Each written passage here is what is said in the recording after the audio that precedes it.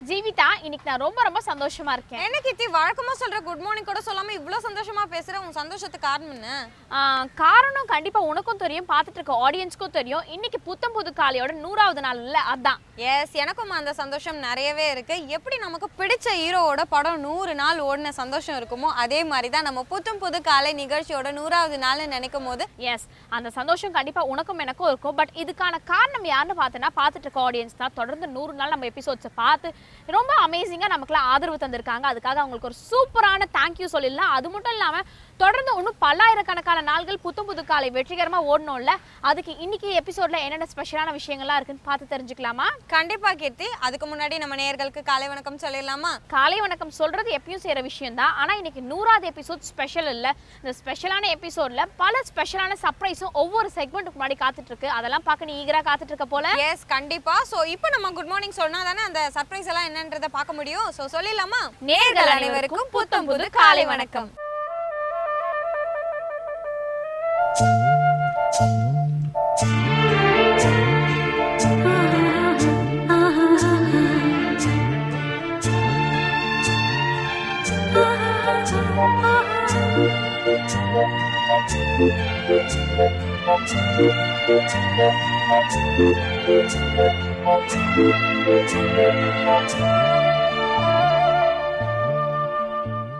கீர்த்தி, ரொம்பவே அழகா நம்ம புத்தம் புது காலையோட 100வது நாளை தொடங்கியாச்சு.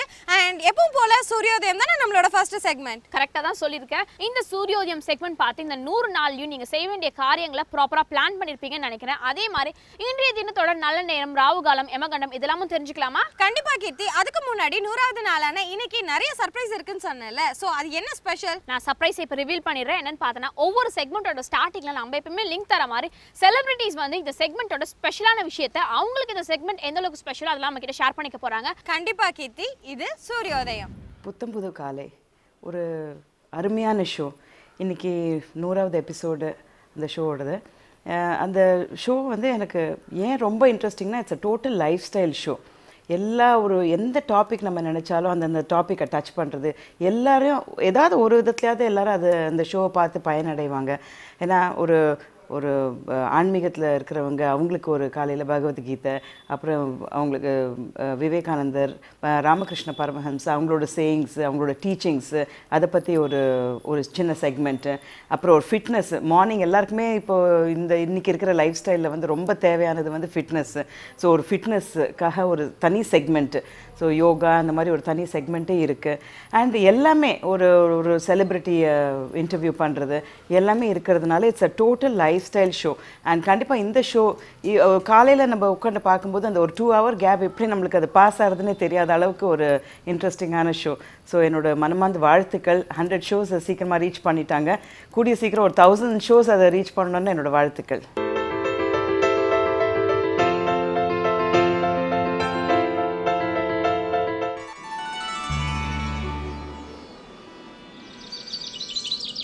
இன்று 1/12/2014 திங்கட்கிழமை, ஜெயவருடம் கார்த்திகை மாதம் 15ஆம் தேதி.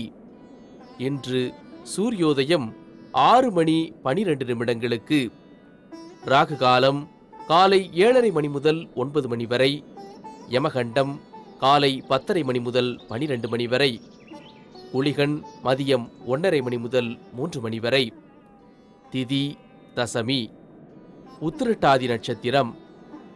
நல்ல நேரம் எனும் சுபபோரைகள் காலை 6 மணி முதல் 7 மணி வரை, மதியம் 12 மணி முதல் 1 மணி வரை, மாலை 3 மணி முதல் 4 மணி வரை. சித்த யோகம் கூடிய சுபதினம். இன்று சிம்மராசிக்கு சந்திராஷ்டமம்.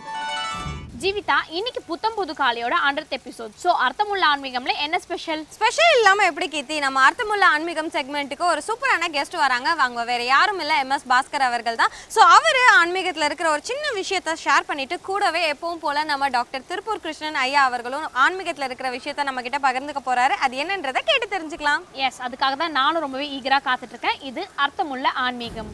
வேந்தர் டிவி நேயர்கள் அனைவருக்கும் MS பாஸ்கர் ஆகிய என்னுடைய பணிவான வணக்கங்கள்.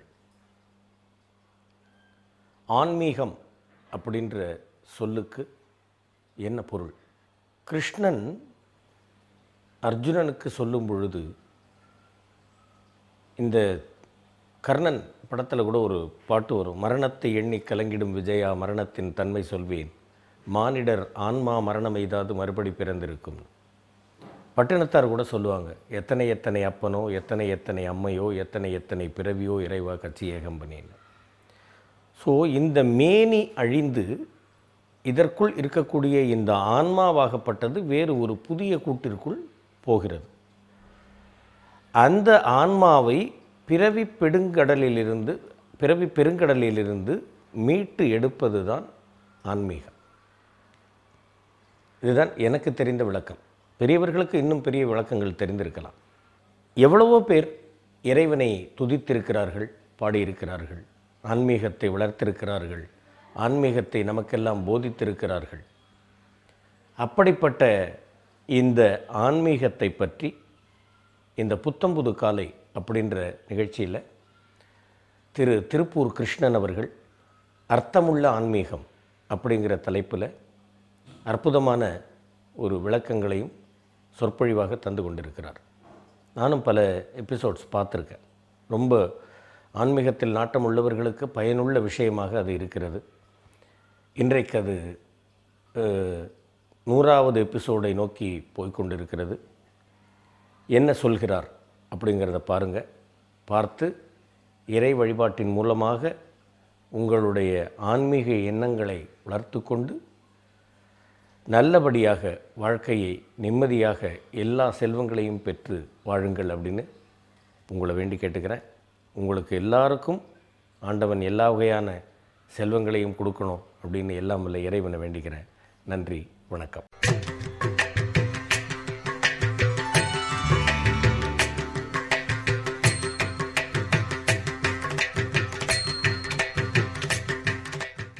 அன்பார்ந்த வேந்தர் தொலைக்காட்சி நேயர்களுக்கு வணக்கம். இன்றைய அர்த்தமுள்ள ஆன்மீகம் பகுதியில் நாராயணியம் என்கிற உயர்ந்த ஆன்மீக நூலை பற்றியும் அதை எழுதிய கவிஞர் நாராயண பட்டதிரி பற்றியும் பார்க்கவிருக்கிறோம். 1560ஆம் ஆண்டு பிறந்தவர் நாராயண பட்டதிரி. அவர் 105 ஆண்டுகள் வாழ்ந்தார் என்று சொல்லப்படுகிறது. நெடிய தவ வாழ்க்கை அவருடையது. அவருடைய வாழ்க்கை பல சுவாரஸ்யமான சம்பவங்களை உள்ளடக்கியது. அவருடைய குரு அச்சுத பிட்சாரோடி என்பவர். அவரிடம் மாணவராக பயின்ற போது தன்னுடைய குருநாதர் வாத நோயால் பக்கவாதத்தால் சிரமப்படுவதை அவர் கண்டார். இந்த சிரமத்திலிருந்து தன்னுடைய குருநாதரை விடுவிக்க வேண்டும் என்று நாராயண பட்டதிரி உறுதி பூண்டார். அதன் காரணமாக தொடர்ந்து இறை சக்தியை பிரார்த்தனை செய்தார், குருவாயூரப்பனை பிரார்த்தனை செய்தார். அப்படி பிரார்த்தனை செய்து குருவினுடைய அந்த வாத நோயை தாம் பெற வேண்டும் என்று வேண்டினார். விந்தையான ஒரு பிரார்த்தனை. ஆனால் இறைவன் அப்படியானால் அது நடக்கட்டும் என்று அருள் புரிந்தான். எனவே குருவினுடைய வாத நோய் முற்றிலுமாக குணமாகியது. குணமாக அந்த வாத நோய் அவருடைய சீடரான நாராயண பட்டதிரிக்கு ஏற்பட்டது.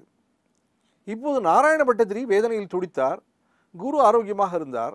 ஆனால் பக்தியின் மூலமாக, இறைவனை வழிபடுவதன் மூலமாக தன்னுடைய நோயை முற்றிலுமாக குணப்படுத்திக் கொள்ள முடியும் என்று நாராயண பட்டதிரி நம்பினார். எனவே தனது அன்பர்களை அழைத்து தன்னை குருவாயூரப்பன் சன்னிதானத்தில் கொண்டு போய் விடுமாறு வேண்டினார். அவரால் நடக்க இயலாது வாத நோய். ஆகையால் அவரை அள்ளி எடுத்து கொண்டு போய் அந்த குருவாயூரில் குருவாயூரப்பன் சந்நிதியில் அவரை அமர வைத்தார்கள். அந்த கேரளத்தில் நாராயண பட்டதிரி எப்படி உன்னதமான ஒரு கவிஞரோ அதுபோலவே இன்னொரு உன்னதமான கவிஞர் இருந்தார். துஞ்சத் எழுத்தச்சன் என்பது அவர் பெயர். நாராயண பட்டதிரி சம்ஸ்கிருதத்தில் இலக்கியம் படைத்தவர். துஞ்சத் எழுத்தச்சன் மலையாளத்தில் ஏராளமான கவிதைகளை எழுதியவர். மலையாளத்தில் ராமாயணம் எழுதியவர். அவர் தற்செயலாக அங்கு வந்தார். நாராயண பட்டதிரியிடம் என்ன காரணத்திற்காக நீங்கள் இங்கு வந்திருக்கிறீர்கள் என்று விசாரித்தார். பட்டதிரி நடந்ததையெல்லாம் சொல்லி, அப்படி குருவிடமிருந்து தான் பெற்ற இந்த வாத நோயை போக்கிக் கொண்டு மீண்டும் ஆரோக்கியமாக மாறுவதற்காக குருவாயூரப்பனிடம் பிரார்த்தனை செய்து அவ்விதத்தில் வைத்தியம் பார்த்து கொள்ள வந்திருப்பதாக, கோயிலுக்கு வைத்தியத்திற்காக வந்திருப்பதாக நாராயண பட்டதிரி தெரிவித்தார். துஞ்சத் எழுத்தச்சன் நகைத்தவாறே, நீங்கள் முதலில் மீனை தொட்டு அதன் பிறகு தொடங்குங்கள், மீன் மூலமாக இந்த நோய் குணமாகிவிடும் என்று சொல்லிவிட்டு போய்விட்டார். ஆனால் நாராயண பட்டதிரி சைவ சாப்பாடே சாப்பிடுகிற உயர்ந்த சைவர். அவரது அன்பர்கள் எல்லாம் திகைத்தார்கள். மீனை தொட்டு தொடங்க சொல்கிறாரே, இது என்ன நியாயமா என்று. ஆனால் அந்த விஷயத்தில் உள்ள சூட்சுமம் நாராயண பட்டதிரிக்கு தெளிவாக புரிந்தது. எனவே மீனாக திருமால் அவதாரம் எடுத்த மத்ஸ்யாவதாரத்திலிருந்து தொடங்கி நாராயணியம் என்ற அந்த உயர்ந்த திருமாலை பற்றிய நூலை நாராயண பட்டதிரி எழுதலானார். அந்த நூலினுடைய உத்தி என்பது மிக அழகானது. பக்தியால், தத்துவத்தால், பலனால் இன்றளவும் கொண்டாடப்பட்டு கொண்டிருக்கிற உயர்ந்த ஒரு காவியம் நாராயணியம் என்கிற அந்த காவியம். நேரடியாக குருவாயூரப்பன் சந்நிதியில் அமர்ந்து குருவாயூரப்பனையே பார்த்து, ஏ குருவாயூரப்பா, நீ மீனாக பிறந்தாயல்லவா, நீ வராகமாக பிறந்தாயல்லவா, நீ ராமனாக பிறந்தபோது இன்னென்ன லீலைகளை எல்லாம் செய்தாயல்லவா, நீ கண்ணனாக பிறந்தபோது இப்படியெல்லாம் குறும்பு செய்தாயல்லவா என்று குருவாயூரப்பனது வரலாற்றை குருவாயூரப்பனையே விழித்து குருவாயூரப்பனுக்கே சொல்வது போல அமைந்த உத்தியை உடையது அந்த நூல். ஏறக்குறைய 1000 ஸ்லோகங்கள், 1036க்கு மேற்பட்ட செய்யுட்கள். ஒவ்வொரு பகுதியும் தசகம் என்று சொல்லப்படுகிறது. அப்படி 100 தசகங்கள். தமிழில் பதிகம் என்றால் 10 பாடல்களுடைய தொகுப்பு. 10 என்ற சொல்லிலிருந்து வந்தது பதிகம். அது மாதிரி வடமொழியில் தசம் என்றால் 10, தசகம் என்பது 10 பாடல்களின் தொகுப்பு. அப்படி 10 பாடல்களின் தொகுப்பாக 100 பாடல்களை எழுதினார் நாராயண பட்டதிரி. ஒவ்வொரு நாளும் அவர் ஒவ்வொரு தசகம், ஒவ்வொரு 10 பாடல் எழுதியதாக சொல்லப்படுகிறது. அப்படி எழுதி கொண்டே வந்தார். வாதநோய் குணமாகிற வழியாக தெரியவில்லை. குருவாயூரப்பன் மேல் அவருக்கு முழு நம்பிக்கை இருந்தது. வாதநோய் சீக்கிரம் குணமாக வேண்டும் என்கிற ஆவலும் இருந்தது. பிரகலாதனை பற்றிய கதையை அவர் எழுதினார். அப்படி எழுதுகிற பொழுது பிரகலாத பிரியா என்ற உருக்கத்தோடு அவர் குருவாயூரப்பனை அழைத்தார். பிரகலாதன் மேல் அவ்வளவு பிரியமாக இருந்தாய், என் மேல் உனக்கு பிரியம் இல்லையே என்பது அந்த அழைப்பின் உட்பொருள். குருவாயூரப்பன் அதை புரிந்து கொண்டான். அவன் அங்கிருந்து அசரீரியாக குரல் கொடுத்தான். நான் பிரகலாத பிரியன் மட்டுமல்ல, நான் பக்த பிரியன் என்று ஒரு வசனம் எழுந்தது. அதை பார்த்தவர்கள் கேட்டவர்கள் அதிசயித்தார்கள். நாராயண பட்டதிரிக்கு நம்பிக்கை வந்தது தன்னுடைய நோய் குணமாகும் என்று. தொடர்ந்து பாடல்களை எழுதினார். இறுதி கட்டத்தில் கண்ணனே, குருவாயூரப்பனே அவருக்கு நேரில் தரிசனம் தந்தான். கேசாதிபாதமாக குருவாயூரப்பனை வர்ணித்து அவர் பாடினார். அதன் பிறகு அவர் நோய் குணமாயிற்று என்று நாராயண பட்டதிரியின் வாழ்க்கை வரலாறு சொல்கிறது. இந்த பட்டதிரியின் உன்னதமான காவியம் ஆன்மீக அழகு மட்டுமல்ல, அற்புதமான இலக்கிய அழகுகளும் நிறைந்தது. அவர் மிக உயர்ந்த கவிஞராக தன்னுடைய அந்த நாராயணியம் மூலமாக புலப்படுகிறார். லக்ஷ்மி தேவியை பற்றி சொல்கிற பொழுது அவர் ஒரு கருத்தை சொல்கிறார். குருவாயூரப்பா, உன்னுடைய மனைவியான அந்த லக்ஷ்மி தேவி திருமகள் எந்த இடத்திலும் நிலையாக தங்குகிறவள் அல்ல. பணம் என்றால் ஒரு இடத்தில் இருக்கும், மறுநாள் அந்த இடத்தை விட்டு சென்றுவிடும். ஓடி ஓடி உருண்டு செல்வதுதான் பணம், நிலையாக எங்கும் செல்வம் தங்குவதில்லை என்று ஒரு கோட்பாடு இருக்கிறது. ஆனால் பட்டதிரி சொல்கிறார், குருவாயூரப்பா, உன்னுடைய மனைவியான லக்ஷ்மி எந்த இடத்திலும் நிலையாக தங்குபவள் அல்ல. என்றாலும் கூட உன்னுடைய பக்தர்கள் வீட்டில் தன்னுடைய காதலனான கணவனான உன்னை பற்றி நீண்ட நேரம் அந்த பக்தருடன் பேசலாம், அந்த பக்தர் உன்னை பற்றி சொல்கிற தோத்திரங்களை எல்லாம் கேட்கலாம் என்கிற காரணத்தால் எல்லா இடங்களிலும் இருப்பதை விட கூடுதலாக அதிக நேரம் உன் பக்தர்கள் வீட்டில் லக்ஷ்மி தேவி தங்குகிறாள் அல்லவா என்று அவர் அந்த பாடலில் இலக்கியத்தோடு கேட்கிறார். திருமாலை வழிபடுகிறவர்கள் செல்வத்தை அடைவார்கள் என்பது நமது நம்பிக்கை. அதனால்தான் திருப்பதி வெங்கடாஜலபதி கோயிலில், திருமால் கோயிலில் ஏராளமான அடியவர் கூட்டம் அங்கே வரிசையில் நிற்பதை நாம் பார்க்கிறோம். அதுபோல நமது சம்பிரதாயத்தில் ஒவ்வொரு பலனை அடைவதற்கும் ஒவ்வொரு நூலை பாராயணம் செய்ய வேண்டும் என்று சொல்லப்பட்டிருக்கிறது. காரிய சித்திக்காக சுந்தரகாண்டத்தை பாராயணம் செய்யலாம், உடல் ஆரோக்கியத்திற்காக சஷ்டி கவசத்தை பாராயணம் செய்யலாம் என்று பல்வேறு விஷயங்கள் சொல்லப்படுகிறது. ஆதிசங்கரர் எழுதிய கனகதாரா ஸ்தோத்திரத்தை பாராயணம் செய்வதன் மூலமாக செல்வ வளத்தை அடையலாம் என்று சொல்லப்படுகிறது.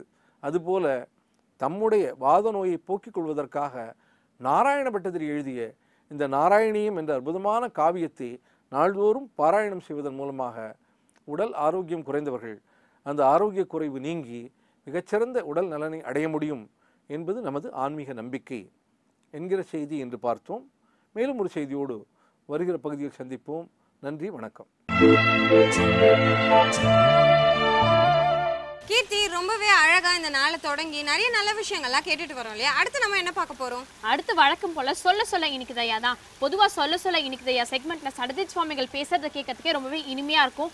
அதுவும் இன்னைக்கு 100th எபிசோட் வேற, என்ன ஸ்பெஷலான விஷயத்த சொல்ல போறாருன்னு பார்க்கலாமா? கண்டிப்பா ஸ்பெஷல் இருக்கு. ஏன்னா நம்ம சடஜித் சுவாமிகள் மட்டும் பேச போறதுல கூட இன்னொரு செலிபிரிட்டியும் வந்து பேச போறாரு. அதையும் நம்ம கேட்டு தெரிஞ்சுக்கலாமா? இது சொல்ல இனிக்குதையா. வேந்தர் டிவி நேயர்களுக்கு வணக்கம். என் பேர் ஆதவ் கண்ணதாசன். இந்த வேந்தர் டிவியில் வந்துட்டு உங்களோட புத்தம் புது காலை அப்படிங்கிற ஒரு ஷோ வந்து சக்ஸஸ்ஃபுல்லாக வந்து 100th எபிசோட் வந்து வந்துருச்சு. அண்ட் ஐ திங்க் அது வந்து ஒரு நல்ல ஒரு அச்சீவ்மெண்ட் அப்படின்னு சொல்லலாம். ஏன்னா நிறையா ஷோஸ் வந்துட்டு கொஞ்ச நாள் போய் நல்லா இல்லை அப்படின்னு சொல்லி மாற்றுவாங்க. பட் இது வந்து ரொம்ப கன்சிஸ்டண்ட்டாக வந்து போயிட்டுருக்கு. ஸோ நானும் அதை க்ளோஸாக ஃபாலோ பண்ணிகிட்ருக்கேன். அண்ட் ஒவ்வொரு நாளும் வந்து ஒவ்வொருத்தரோட விஷயங்கள் பற்றி நிறையா விஷயங்கள் வந்து பேசுகிறாங்க. அண்ட் அது வந்து ரொம்ப நல்லா வந்து வந்துட்டுருக்குன்னு நினைக்கிறேன். ஸோ இந்த புத்தம் புது காலை அந்த டைட்டிலே வந்து ஸோ ஒரு நல்ல ஒரு ரிஃப்ரெஷிங்காக இருக்குது. அண்ட் நிறையா ப்ரோக்ராம்ஸுமே வந்து வித்தியாசமாக பண்ணிகிட்ருக்காங்க. அண்ட் இதில் வந்து புத்தம் புது காலைங்கிற ப்ரோக்ராம் வந்து 100th எபிசோட் வந்து சச் அ ஷார்ட் டைம் ஒரு நல்ல ரீச்சோட வந்திருக்கு. அப்படிங்கும் போது வந்து ரொம்ப சந்தோஷமாக இருக்குது. ஸோ கண்டினியூஸாக அதுக்கு சப்போர்ட் கொடுங்க அந்த புத்தம் புது காலை ப்ரோக்ராமுக்கு. அண்ட் அதை வாட்ச் பண்ணுங்கள், என்ஜாய் பண்ணுங்கள்.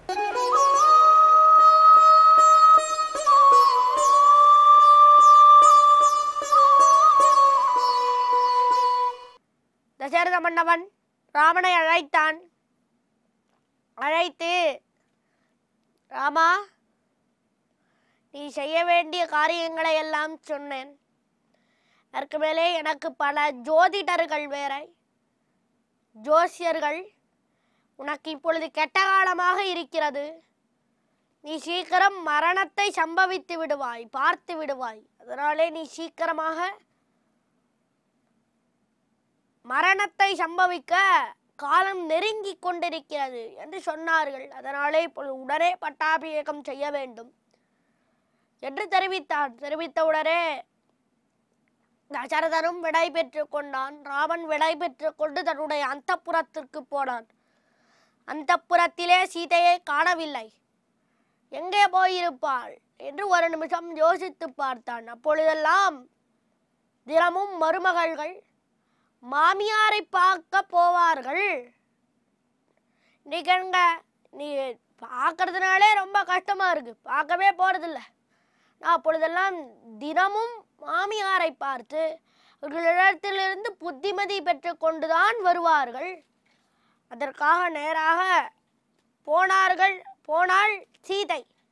போயிருப்பாள் என்று நினைத்தான் ராமன். அங்கிருந்து கிளம்பி கௌசல்யினுடைய அரண்மனைக்கு போனான். அங்கே கௌசல்யை நன்றாக புது பட்டு வஸ்திரங்களை எல்லாம் அணிந்து கொண்டு எம்பெருமானை பகவானை சேவித்து கொண்டிருந்தாள். அங்கே சுமித்ரை, லக்ஷ்மணன், சீதை 3 பேரையும் பார்த்தான். அங்கே சுமித்ரையும் லக்ஷ்மணனும் ஏற்கனவே அவர்களுக்கு ராமனுடைய பட்டாபிஷேக செய்தி தெரிந்துவிட்டது. நாம் சீக்கிரமாக போக வேண்டும், போய் கௌசல்யை வாழ்த்த வேண்டும், அவள்தானே பெற்றெடுத்தாள் என்று நினைத்தார்கள். அவர்கள் இருந்து உடனே கிளம்பி நேராக அந்த அந்தப்புரம் கௌசல்யினுடைய அந்தப்புரத்துக்கு சென்றார்கள். அங்கே கௌசல்யை தியானித்து கொண்டிருந்தாள் பகவானை. அங்கே அவர்கள் 3 பேருமே இருந்தார்கள். நேராக ராமன் கௌசல்யின் இடத்திலே போனான். கௌசல்யே, என்னை ஆசீர்வதியுங்கள், நாளை தினம் எனக்கு பட்டாபிஷேகம் என்றான். சரியுண்டா குழந்தை, ஏற்கனவே உன்னுடைய நண்பர்கள் வந்து சொல்லிவிட்டார்கள் என்று சொன்னான். அப்படியாமா, நாளை தினம் பட்டாபிஷேகம், என்னை ஆசீர்வதியுங்கள், உங்களுடைய ஆசீர்வாதம் எனக்கு எப்பொழுதுமே உண்டுன்னு தெரியும் என்று சொன்னான். பக்கத்திலே போனான். அங்கே இருக்கக்கூடிய லக்ஷ்மணனை பார்த்து சொன்னான், லக்ஷ்மணா, நான் ராஜாவான பிற்பாடு, யுவராஜாவான பிற்பாடு நீ ராஜ்ய காரியங்களை எல்லாம் பார்த்து கொள்ள வேண்டும். சபையிலே நிறைய ஆலோசனைகளை எல்லாம் சொல்ல வேண்டும் அப்படின்னு சொன்னான். லக்ஷ்மணன் சொன்னான், அதெல்லாம் என்னால் முடியவே முடியாது, என்னால் என் மேலே ராஜபாரத்தை வைக்கவே வைக்காதே, நான் எப்பொழுதுமே உனக்கு சேஷபூதன் தான், உனக்கு அடிமைதான், உனக்கு அடிமைப்பட்டு கைங்கரியங்களை செய்து கொண்டே இருப்பேன், அதை தவிர வேறு எதுவுமே செய்ய தெரியாது எனக்கு. அதனாலே என்னால் ராஜ்ய காரியமெல்லாம் பார்த்து கொள்ள முடியாது என்றான் லக்ஷ்மணன். சரி என்று பரவாயில்லை, அப்படியே இரு என்று சொல்லிவிட்டு ராமன் சீதையை அழைத்து கொண்டு நேராக தன்னுடைய அந்தப்புரத்துக்கு சென்றான். அப்பொழுது தசரதன் மறுபடியும் வசிஷ்டரை அழைத்தான். எதற்காக அழைத்தான்? அழைத்து, வசிஷ்ட முனிவரே, நீர் ராமனுக்கு பட்டாபிஷேகமாயினாலே அவனிடத்திலே நீர் போய் சொல்ல வேண்டும். குலகுருவான நீர் அவனிடத்திலே போய், ராமனே, நீ தலையணைக்கு கல்லை வைத்து கொள்ள வேண்டும், தர்பையை விரித்து படுத்து கொண்ட வேணும், விரதம் அனுஷ்டிக்க வேணும், இன்று இரவு புஜிக்க கூடாது, மேலே பகவானை திருவாராதனம் செய்ய வேண்டும், சேவிக்க வேண்டும் என்றெல்லாம் தெரிவிக்க வேண்டும். நீர்தான் குலகுரு, நீர் இந்த பட்டாபிஷேகத்தை நன்றாக நடத்தி வைக்க வேண்டும் என்று சொன்னான் தசரதன். அப்படியே செய்கிறேன். இதை செய்ய செய்ய எனக்கு என்ன கசக்கவா போகிறது? இனிக்கத்தானே போகிறது. அப்படியே செய்கிறேன் என்று சொன்னார். நேராக கிளம்பி ராமனுடைய அந்தப்புரத்திற்கு சென்றார். பெரிய அரண்மனை, 3 கட்டு, 3 வாயில்கள், 3 வாயில்களுக்குள்ளேயும் தேர் ஓடிற்று. வசிஷ்டருடைய தேர் 3 வாயில்களையும் தாண்டி ஓடிற்று. நேராக உள்ளே போனது. அவ்வளவு பெரிய அரண்மனை. ராவனுடைய அரண்மனைன்னா சும்மாவா? அவ்வளோ பெரிய அரண்மனைக்குள்ளே புகுந்தார். ராஜமன்னார்குடியிலே தாயார் கோபுரத்தை விட்டு வெளியே ஏழுவது கிடையாது. அவ்விடத்திலே தேர், கோயிலுக்குள்ளேயே தேர் ஓடும். பெரிய தேர் கோயிலுக்குள்ளே ஓடும். அப்படிப்பட்ட பெரிய கோயில். அதே போலத்தான் இவ்விடத்திலே பெரிய அரண்மனை. அரண்மனையிலே 3 வாயில், 3 வாயிலுக்குள்ளேயும் தேர் ஓடிற்று. உள்ளே போனவுடனே ராமன் தெரிந்து கொண்டான் வசிஷ்டர் வந்திருக்கிறார் என்பதை. அவர் எதற்காக வர வேண்டும்? சொல்லியிருந்தால் நாமே போயிருப்போமே என்று ஓடி வந்தான். ஓடி வந்து வசிஷ்டருக்கு கைலாக கொடுத்தான். கைலாக கொடுக்கறதுன்னா கை கொடுத்து இறக்கி விடுவது. கையை கொடுத்தான். அதை பிடித்து கொண்டு இறங்கினார் வசிஷ்டர். நீர் எதற்காக வந்தீர்? சொல்லியிருந்தால் நானே வந்திருப்பேனே. சரி சொல்லும் என்று உள்ளே அழைத்து கொண்டு போய் அவரை கால் அலம்பி விட்டு அவரிடத்திலே மரியாதையோடு அவரை மேலே அமர வைத்து தான் கீழே அமர்ந்து கொண்டு கேட்டான். அவர் சொன்னார், இது தசரதனுடைய ஆజ్ఞை, அதனாலே வந்தேன். நீ இன்று இரவு முழுவதும் நன்றாக விரதம் இருக்க வேண்டும், இதையும் புஜிக்க கூடாது, புஜிக்காமல் இருக்க வேண்டும். அதற்கு மேலே எம்பெருமான், அவனுக்கு நாராயணன் என்று இங்கே இருக்கிறானே அந்த பெருமாளுக்கு திருவாராதனம் செய்ய வேண்டும்.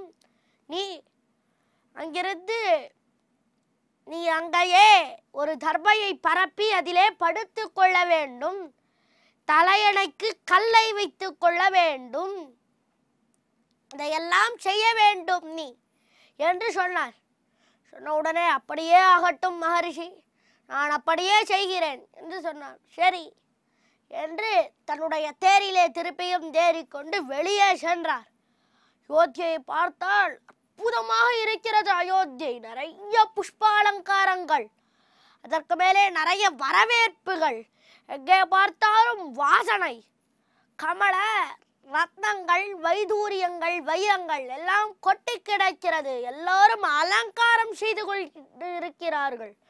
நிறைய ஆபரணங்களை அணிந்து கொண்டு அலங்காரம் செய்து கொண்டிருக்கிறார்கள். அத்தனை பேரும் அப்படி இருக்கிறார்கள். பெரிய சமுத்திர கோஷம் போலே இருக்கிறது என்கிறார் வால்மீகி. சமுத்திரம் எப்படி அலை அடித்து கொண்டே இருக்குமோ, எப்பொழுதும் எப்படி சப்தம் கேட்டுக்கொண்டே இருக்குமோ, அதே போல ஒரே ஒலி எங்கேயும் எல்லா இடத்திலேயும் ஓடிக்கொண்டே இருக்கிறார்கள். பெரிய பெரிய புஷ்பங்கள், புஷ்பத்தினாலே விதவிதமான புஷ்பங்கள். வசந்த காலம் வேற, நிறைய புஷ்பங்கள் எல்லாம் கிடைக்கிறது. எல்லா புஷ்பங்களினாலே அலங்காரம், மேலே சந்தனம், சந்தனத்தினாலே வாசனை கமழ்கிறது. இங்கு பார்த்தாலும் தூபம், தூபத்தை நிறைய தூபம் கமழ விட்டிருக்கிறார்கள். அயோத்தியை முழுவதும் தூபமாக இருக்கிறது. ரொம்ப வாசனை, புதமான வாசனை. இந்த வாசனையோட இருக்கக்கூடிய தூபம் அதையெல்லாம் போட்டுக்கொண்டு அயோத்தியே பூத்து குலுங்குகிறது. இவ்வளவு அற்புதமாக அயோத்தியை பார்த்ததே இல்லை. அப்படி வர்ணிக்கிறார் வால்மீகி. பார்த்து கொண்டு வந்தார் வசிஷ்டர். தேரிலே ஏறிக்கொண்டு வர வழியெல்லாம் மக்கள், ஒரே கும்பல். எல்லா தேசத்திலிருந்தும் வந்து விட்டார்கள். எல்லா தேசத்திலிருந்தும் எல்லா மக்களும் வந்து குவிந்து விட்டார்கள். யாராலையும் நடக்க கூட இடம் கிடையாது. தேர் போகவே இடம் இல்லை. அப்படி ஒழித்து கொண்டு கஷ்டப்பட்டு அரண்மனை, தசரதனுடைய அரண்மனைக்கு போய் சேர்ந்தார் வசிஷ்டர். உள்ளே போனார். உள்ளே போய் தசரத மன்னவனை பார்த்து தெரிவித்தார். தசரத மன்னவனே, ராமனிடத்திலே நீ சொல்ல சொன்னாயே, அது எல்லாவற்றையும் சொல்லிவிட்டேன். ராமனும் அதே போல செய்கிறேன் என்று சொன்னான். அதனாலே என்னுடைய கடமையை நான் முடித்து விட்டேன். நாளை தினம் பட்டாபிஷேகம் வேண்டிய ஹோமங்களை எல்லாம் செய்கிறேன். பட்டாபிஷேகத்தை நன்றாக நடத்தி வைக்கிறேன். அது என்னுடைய கடமை அல்லவா?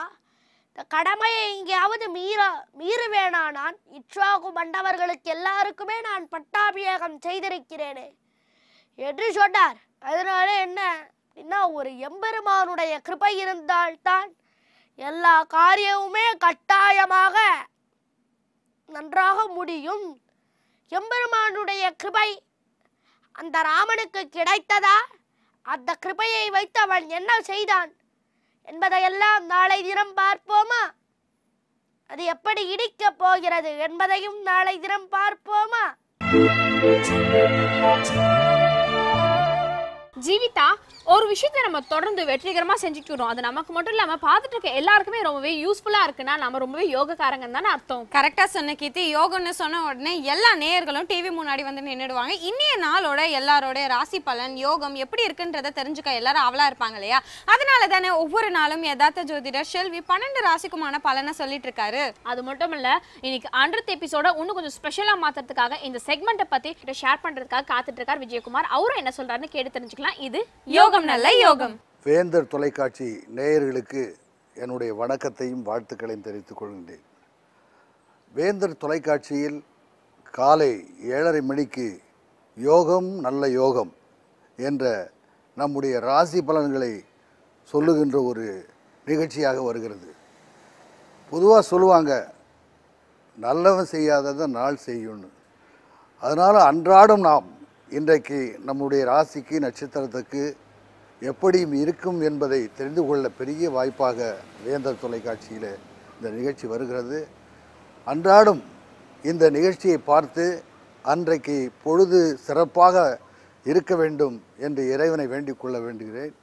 இந்த நிகழ்ச்சி இந்த திங்கட்கிழமையிலிருந்து வரை 100வது நாள்.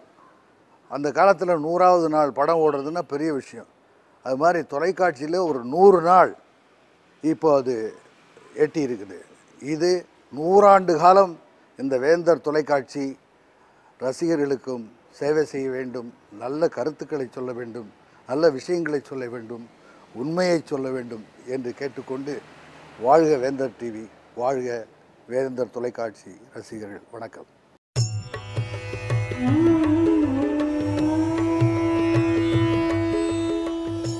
வேந்தர் டிவி நேயர்களுக்கு அனைவருக்கும் இனிய காலை வணக்கம். யோகம் நல்ல யோகம் நிகழ்ச்சியின் மூலியமாக உங்கள் அனைவரையும் சந்திப்பதில் மகிழ்ச்சி அடைகின்றேன். இன்றைய நாளானது பார்த்தீர்கள் என்றால் 1/12/2014 ஆண்டு கார்த்திகை மாதம் 15ஆம் நாள் திங்கட்கிழமை. இன்று கார்த்திகை மாதத்தின் 3வது சோமவாரம். சோமவாரம் என்பது திங்கட்கிழமையை சொல்வதை குறிக்கும். சோமவாரத்தின் விசேஷம் என்னவென்றால், அதுவும் கார்த்திகை மாதத்தில் வருகின்ற சோமவாரங்களில் அருகில் உள்ள சிவாலயங்களுக்கு சென்று ஏதேனும் ஒரு அபிஷேக பொருளை கொடுப்பதுடன், அப்படி அபிஷேக பொருளை கொடுக்காத முடியாதவர்கள் கூட ஒரு வில்வ இலையை கொடுத்து சிவனை மனதார அர்ச்சனை செய்து கொள்வது உங்கள் குடும்பத்திற்கு ஆண்டாண்டிற்கு போற்றி பாதுகாக்கக்கூடிய பேரின்பத்தை தரக்கூடிய நல்ல விஷயங்கள் உங்களுக்கும் உங்கள் சந்ததிக்கும் நீங்கள் பெறுவீர்கள் என்பதை நினைவில் வைத்துக் கொள்ளுங்கள். எனவே எல்லா ராசிக்காரர்களும் இன்றைய நாள் எப்படியாவது ஒரு முறை ஏதேனும் ஒரு சிவன் கோயிலுக்கு சென்றுவிட்டு ஓம் நமச்சிவாய என்ற மந்திரத்தை ஜபிப்பதன் மூலியமாக நிச்சயமாக எல்லா விதமான வளத்தையும் பெறுவீர்கள் என்பதுதான் அதனுடைய ஐதீகம் என்பதை நினைவில் வைத்துக் கொள்ளுங்கள். இப்பொழுது நாம் மேஷம் முதல் மீன வரை உள்ள ராசிக்காரர்களுடைய தினப்பலன்களை பார்ப்போமாக. முதலாவதாக நாம் பார்க்கக்கூடிய ராசி மேஷ ராசி.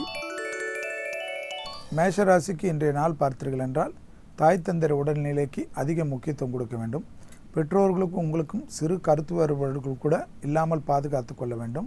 இரத்த பந்த உறவுகளில் யாருக்கேனும் ஏதேனும் ஒரு குறைபாடு இருந்தால் அந்த உறவுக்கு உண்டான குறைபாடுகள் என்னவென்று கேட்டறிந்து நிவர்த்தி செய்து கொள்வதோ, தேக ஆரோக்கியமோ அல்ல மன கஷ்டங்கள் இருந்தாலும் தீர்த்து கொள்ள வேண்டும். மேலும் வெளிவட்டாரமோ தொழிலிலோ வெளிவட்டாரத்தில் உள்ள அனுகூலங்களோ எல்லாம் நன்மையாக காணப்படுகிறது. மிக மிக கவனமாக காணப்படக்கூடிய விஷயம் குடும்பத்தில் உள்ள பெற்றோர் பெரியோர் உடல்நிலை, உங்களுடைய உடன் பிறந்தவர்களுடைய உடல்நிலைக்கும் உங்களுக்கும் கருத்து வேறுபாடுகள் இல்லாமல் இருப்பதே புத்திசாலித்தனமான அமைப்பு என்பதை மேஷராசிக்காரர்கள் உணர வேண்டும். வெளிவட்டாரத்தில் மிகப்பெரிய அனுகூலமும் கௌரவமும் ஏற்படுவதற்குண்டான சாத்தியக்கூறுகள் காணப்படுவதுடன் பூர்வீக சொத்தில் ஏதேனும் பிரச்சனை இருந்தால் அதை பேசி தீர்த்து கொள்வதை விட்டுவிட்டு வாய் வார்த்தைகள் போனீர்கள் என்றால் பெரும் சங்கடங்களும் கஷ்டங்களும் நிச்சயமாக ஏற்படும். அடுத்ததாக நாம் பார்க்கக்கூடிய ராசிக்காரர்கள் ரிஷப ராசிக்காரர்கள். ரிஷப ராசிக்காரர்களுடைய இன்றைய நாள் லாபத்தின் அளவு அதிகரிப்பதனால் ஏதேனும் ஒரு வகையில் கண்டிப்பாக நிச்சயமாக ஒரு லாபம் ஏற்படும். அந்த லாபம் உங்களையும் உங்கள் சார்ந்தவர்களையும் மற்றற்ற மகிழ்ச்சியும் அனுகூலத்தையும் ஏற்படுத்தி தரும். மேலும் தொட்டது தொடங்கக்கூடிய காலகட்டம் என்பதனால் துணை அல்லது துணைவியாருடன் இருந்த கருத்து வேறுபாடு மறந்து சந்தோஷமும் அனுகூலமும் நிச்சயமாக அதிகரிக்கக்கூடிய இனிமையான சூழ்நிலை வரக்கூடிய காலகட்டம் இன்றைய நாள்.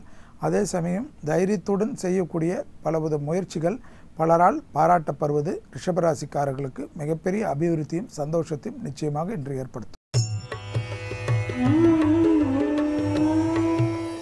அடுத்ததாக நாம் பார்க்கக்கூடிய ராசிக்காரர்கள் மிதுன ராசிக்காரர்கள். மிதுன ராசிக்காரர்களுக்கு இன்றைய நாள் கிரக அமைப்புகள் வார்த்தைக்கு மதிப்பும் மரியாதையும் சமூகத்திலும் வெளிவட்டாரத்திலும் ஏற்படும். குடும்பத்தில் கூட உங்கள் வார்த்தையை மதிக்காதவர்கள் கூட அதை உற்று நோக்கக்கூடிய காலகட்டம் ஆரம்பித்துள்ளதை சந்தோஷமாக ஏற்றுக்கொள்ளுங்கள். படிப்படியாக முன்னேற்றம் ஏற்படுவதுடன் பழைய காலத்தில் காணப்பட்டிருந்த கடினமான சூழ்நிலைகள் எல்லாம் ஒரு படிப்பினையாக எடுத்துக்கொள்ளுங்கள். அந்த படிப்பினை உங்களுக்கு பாடம் தந்ததாக எடுத்துக்கொள்ளுங்கள். எனவே அதே தவறை மீண்டும் செய்யாமல் படிப்படியாக நல்ல முன்னேற்றத்தையும் அனுகூலத்தையும் பெற்றுத்தரக்கூடிய வகையில் உங்களுடைய நாள் பலன்கள் இன்றையிலிருந்து ஆரம்பிப்பதை சரியாக முறையாக பயன்படுத்தி கொள்வது மிதுன ராசிக்காரர்களுக்கு தலையாய் கடமை. கொடுக்கல் வாங்கலில் இருந்த காணப்பட்டிருந்த பிரச்சனைகள் படிப்படியாக நிவர்த்தி ஏற்படுவதுடன் பெரிய அளவுக்கு லாபத்தின் அளவு அதிகரிக்கும் என்பதை நினைவில் வைத்துக் கொள்ளுங்கள். அடுத்ததாக நாம் பார்க்கக்கூடிய ராசிக்காரர்கள் கடகராசிக்காரர்கள். கடகராசிக்காரர்களுக்கு மிகப்பெரிய ஏற்றமும் அனுகூலங்களும் நிச்சயமாக ஏற்படும். மேலும் படிப்படியாக ஒன்றன் பின் ஒன்றாக நல்ல விஷயங்கள் வருவதற்குண்டான சாத்தியக்கூறுகள் காணப்படுகிறது. அதே சமயம் பெற்றோர்களுக்கு உங்களுக்கும் இருந்த இடைவெளிகள் குறைந்து பெற்றோர்களை சந்திப்பது பெற்றோர்களை பார்ப்பது போன்ற நல்ல விஷயங்கள் எல்லாம் தொலைதூரத்தில் இருந்தவர்கள் கூட ஏற்படும். லாபத்தின் அளவு அதிகரித்துள்ளதை சரியாக முறையாக பயன்படுத்தி கொள்ளுங்கள். உத்தியோகத்தில் காணப்பட்டிருந்த தொய்வு நிலைமை மாறுவதுடன் இடமாற்றமோ உத்தியோகத்தில் காணப்படுகின்ற வேறு உத்தியோகத்துக்கு செல்வதற்குண்டான முயற்சிகள் எல்லாம் எடுக்கக்கூடிய தருணம் வந்துவிட்டது என்பதை நினைவில் வைத்துக் கொள்ளுங்கள். பெரிய அளவு தொழிலதிபர்கள் பெரிய அளவு தொழிலில் ஈடுபட்டவர்களுக்கு படிப்படியாக காணப்பட்ட இந்த சுணக்கங்கள் படிப்படியாக பிரச்சனைகள் வேலை செய்பவர்கள் மூலியமாக ஏற்பட்ட இந்த மன கஷ்டங்கள்லாம் படிப்படியாக நிவர்த்தி ஏற்படுவதை கண்கூடாக கடகராசிக்காரர்கள் உணர்ந்து கொள்ளலாம். உத்தியோக மாற்றமோ இடமாற்றமோ வீடு மாற்றமோ எது வந்தாலும் கண்டிப்பாக ஏற்றுக்கொள்வது நன்மையும் சந்தோஷத்தையும் பெற்றுத்தரும் என்பதை நினைவில் வைத்துக் கொள்ளுங்கள். அடுத்ததாக நாம் பார்க்கக்கூடிய ராசிக்காரர்கள் சிம்ம ராசிக்காரர்கள். சிம்ம ராசிக்காரர்களுக்கு இன்றைய நாள் பார்த்தீர்கள் என்றால் சந்திராஷ்டம அமைப்பு என்பதை மட்டும் நினைவில் வைத்துக் கொள்ளுங்கள்.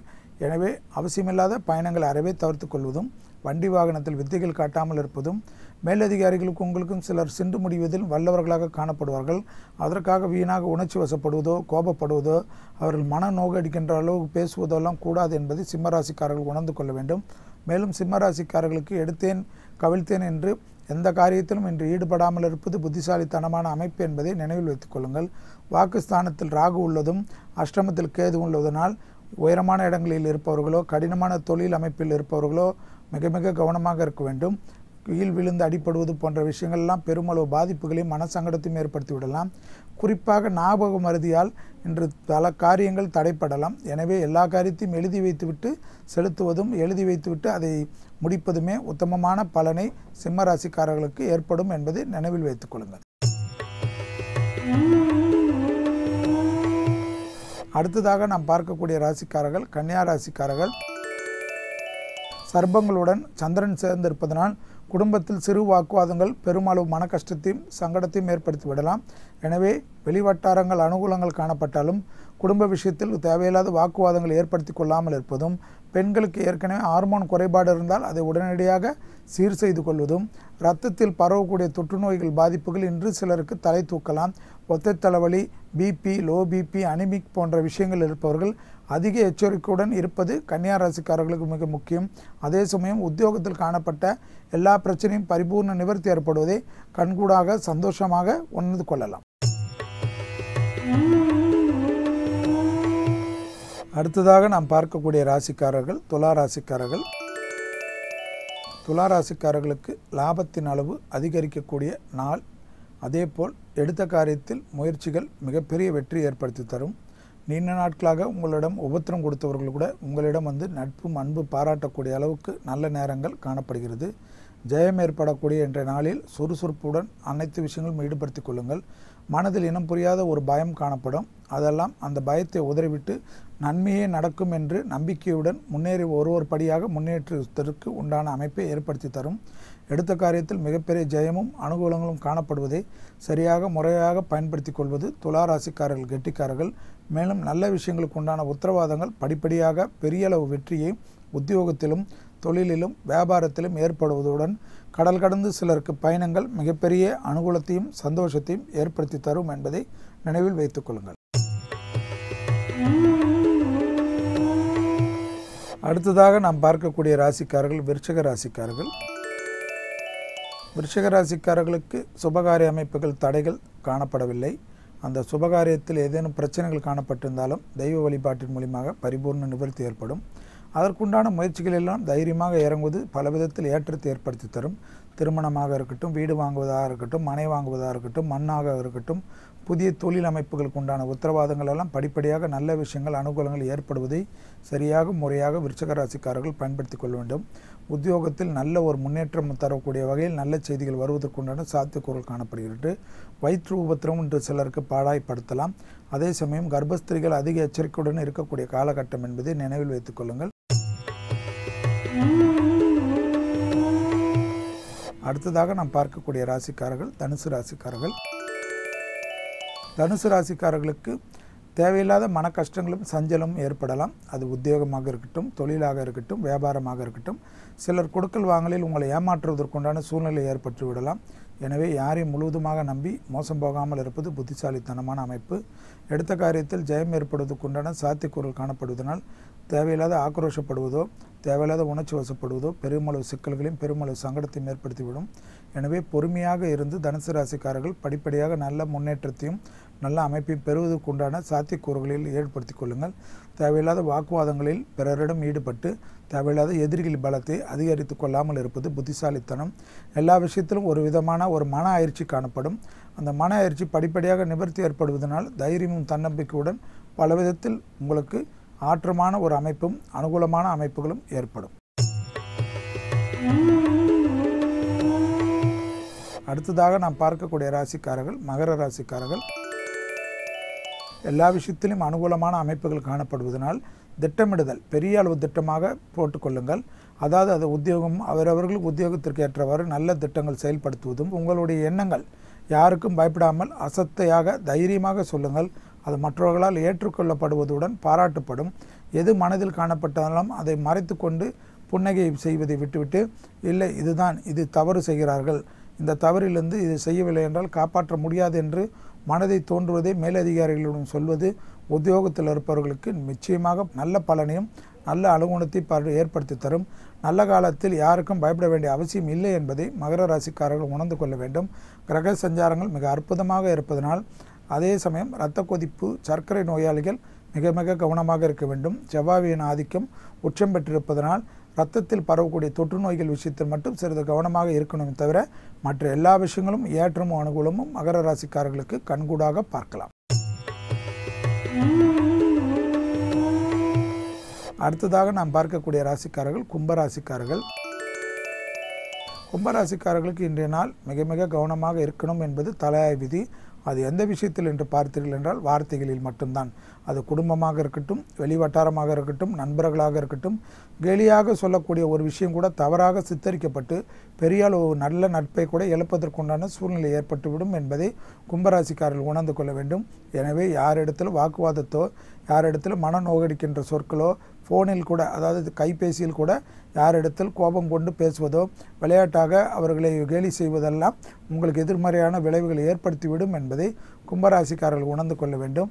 மற்றபடி உத்தியோகத்திலோ வெளிவட்டாரத்தில் எந்தவித குறைபாடுகளும் காணப்படவில்லை. வாக்குஸ்தானத்தில் கேதுவுடன் சந்திரன் சேர்ந்திருப்பதனால் சிறிது கவனமாக இருப்பதும், வளர்ப்பு பிராணிகள் விஷயத்தில் மிக மிக கவனமாக இருப்பதும், அந்த வளர்ப்பு பிராணி விஷயத்தில் நம்மளுடைய வீட்டு வளர்ப்பு பிராணி தானே என்று நீங்கள் விளையாடினால் கூட அதற்கு விளையாட தெரியாமல் விபரீதத்தில் கொண்டு போய் விட்டுவிடும் என்பதை நினைவில் வைத்துக் கொள்ளுங்கள். அடுத்ததாக நாம் பார்க்கக்கூடிய ராசிக்காரர்கள் மீன ராசிக்காரர்கள். சந்திரன் உங்கள் ராசியில் சஞ்சரிப்பதனால் குடும்ப விஷயத்தில் மிக மிக கவனமாக இருப்பதும், நரம்பு சம்பந்தப்பட்ட உபத்திரம் ஏற்கனவே உள்ளவர்கள் அதிக எச்சரிக்கையுடன் இருப்பதும், குறிப்பாக மீனராசிக்காரர்கள் இன்று ஒரு நாள் அருகில் உள்ள விநாயகர் கோயிலுக்கு அருகம்பல் கொடுத்து அன்றாட பணிகளை ஆரம்பிப்பது தடைகள் இல்லாமல் இருக்கும். மேலும் மீனராசிக்காரர்களுக்கு கிரக அமைப்புகள் குருவின் சஞ்சாரமெல்லாம் அற்புதமாக காணப்பட்டாலும் சோம்பலாலும் தேவையில்லாத ஞாபக மறதியாலும் நல்ல விஷயங்கள் எல்லாம் மறந்துவிட்டு பெருமளவு பிரச்சனைகளுக்கு ஆட்பட்ட நேரிடலாம். எனவே எல்லாவற்றிலும் திட்டமிடுதல் செயல்படுத்துவதற்கெல்லாம் எழுதி வைத்துவிட்டு அல்லது மெமரியிலாவது ஏற்றிவிட்டு ஒரு விஷயத்திலும் அதற்கு முடித்து விட்டதா என்று நினைவு கூர்ந்து செய்வதே புத்திசாலித்தனமான அமைப்பு. எனவே குடும்பத்தில் தேவையில்லாத குழப்பங்கள் இல்லாமல் பாதுகாத்து கொண்டாலே, கணவன் அல்லது துணைவியாருடன் சிறு வாக்குவாதங்கள் இல்லாமல் பாதுகாத்து கொண்டாலே வெளிவட்டாரத்தில் எந்தவித பாதிப்புகளும் மீனராசிக்காரர்களுக்கு காணப்படவில்லை என்பதை நினைவில் வைத்துக் கொள்ளுங்கள்.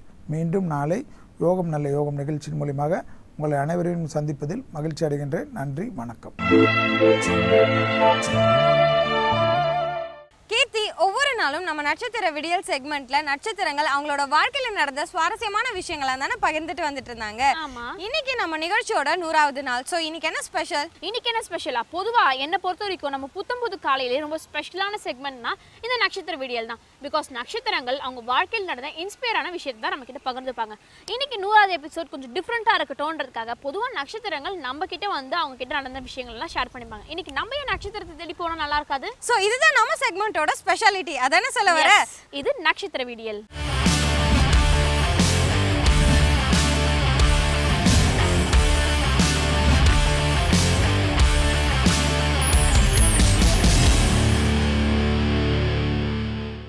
Hello. Hi Adi.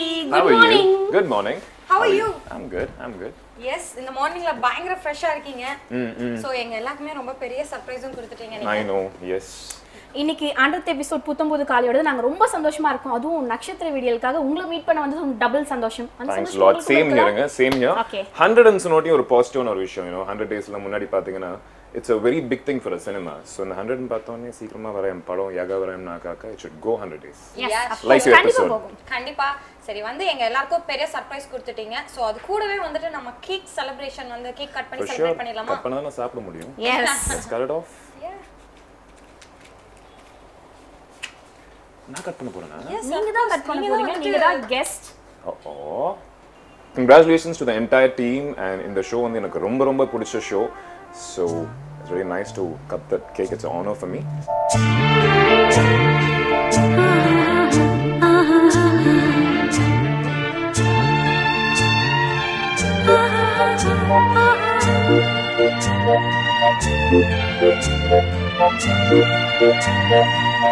So all the very best. In the 100ன்றது பக்கத்துல இன்னொரு 0 வந்து 1000 episodes வரைக்கும் நீங்க பண்ணனும். I think you guys will do it because one of the most favorite shows and I'm looking forward for the 1000th episode. Okay, thank you. அப்ப இன்னொரு பெரிய cake cut பண்ணலாம். இன்னும் நிறைய பெரிய கேக் எங்க க்ரூவோட சேர்ந்து நாங்க கட் பண்ணனும்னு ஆசைப்படுறோம். I know.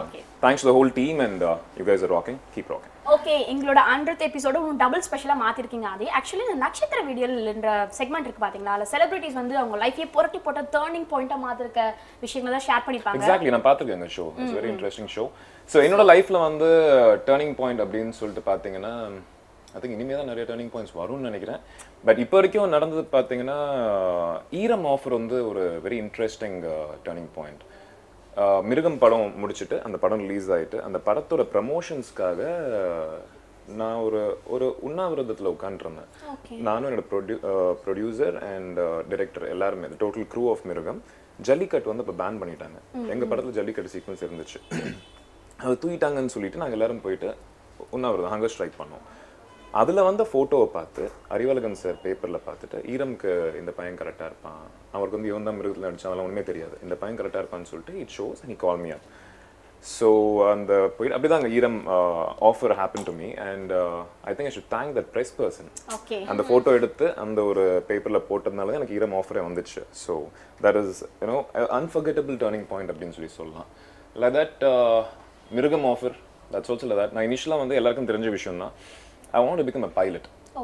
So I did my engineering, then I got admission in Panam University.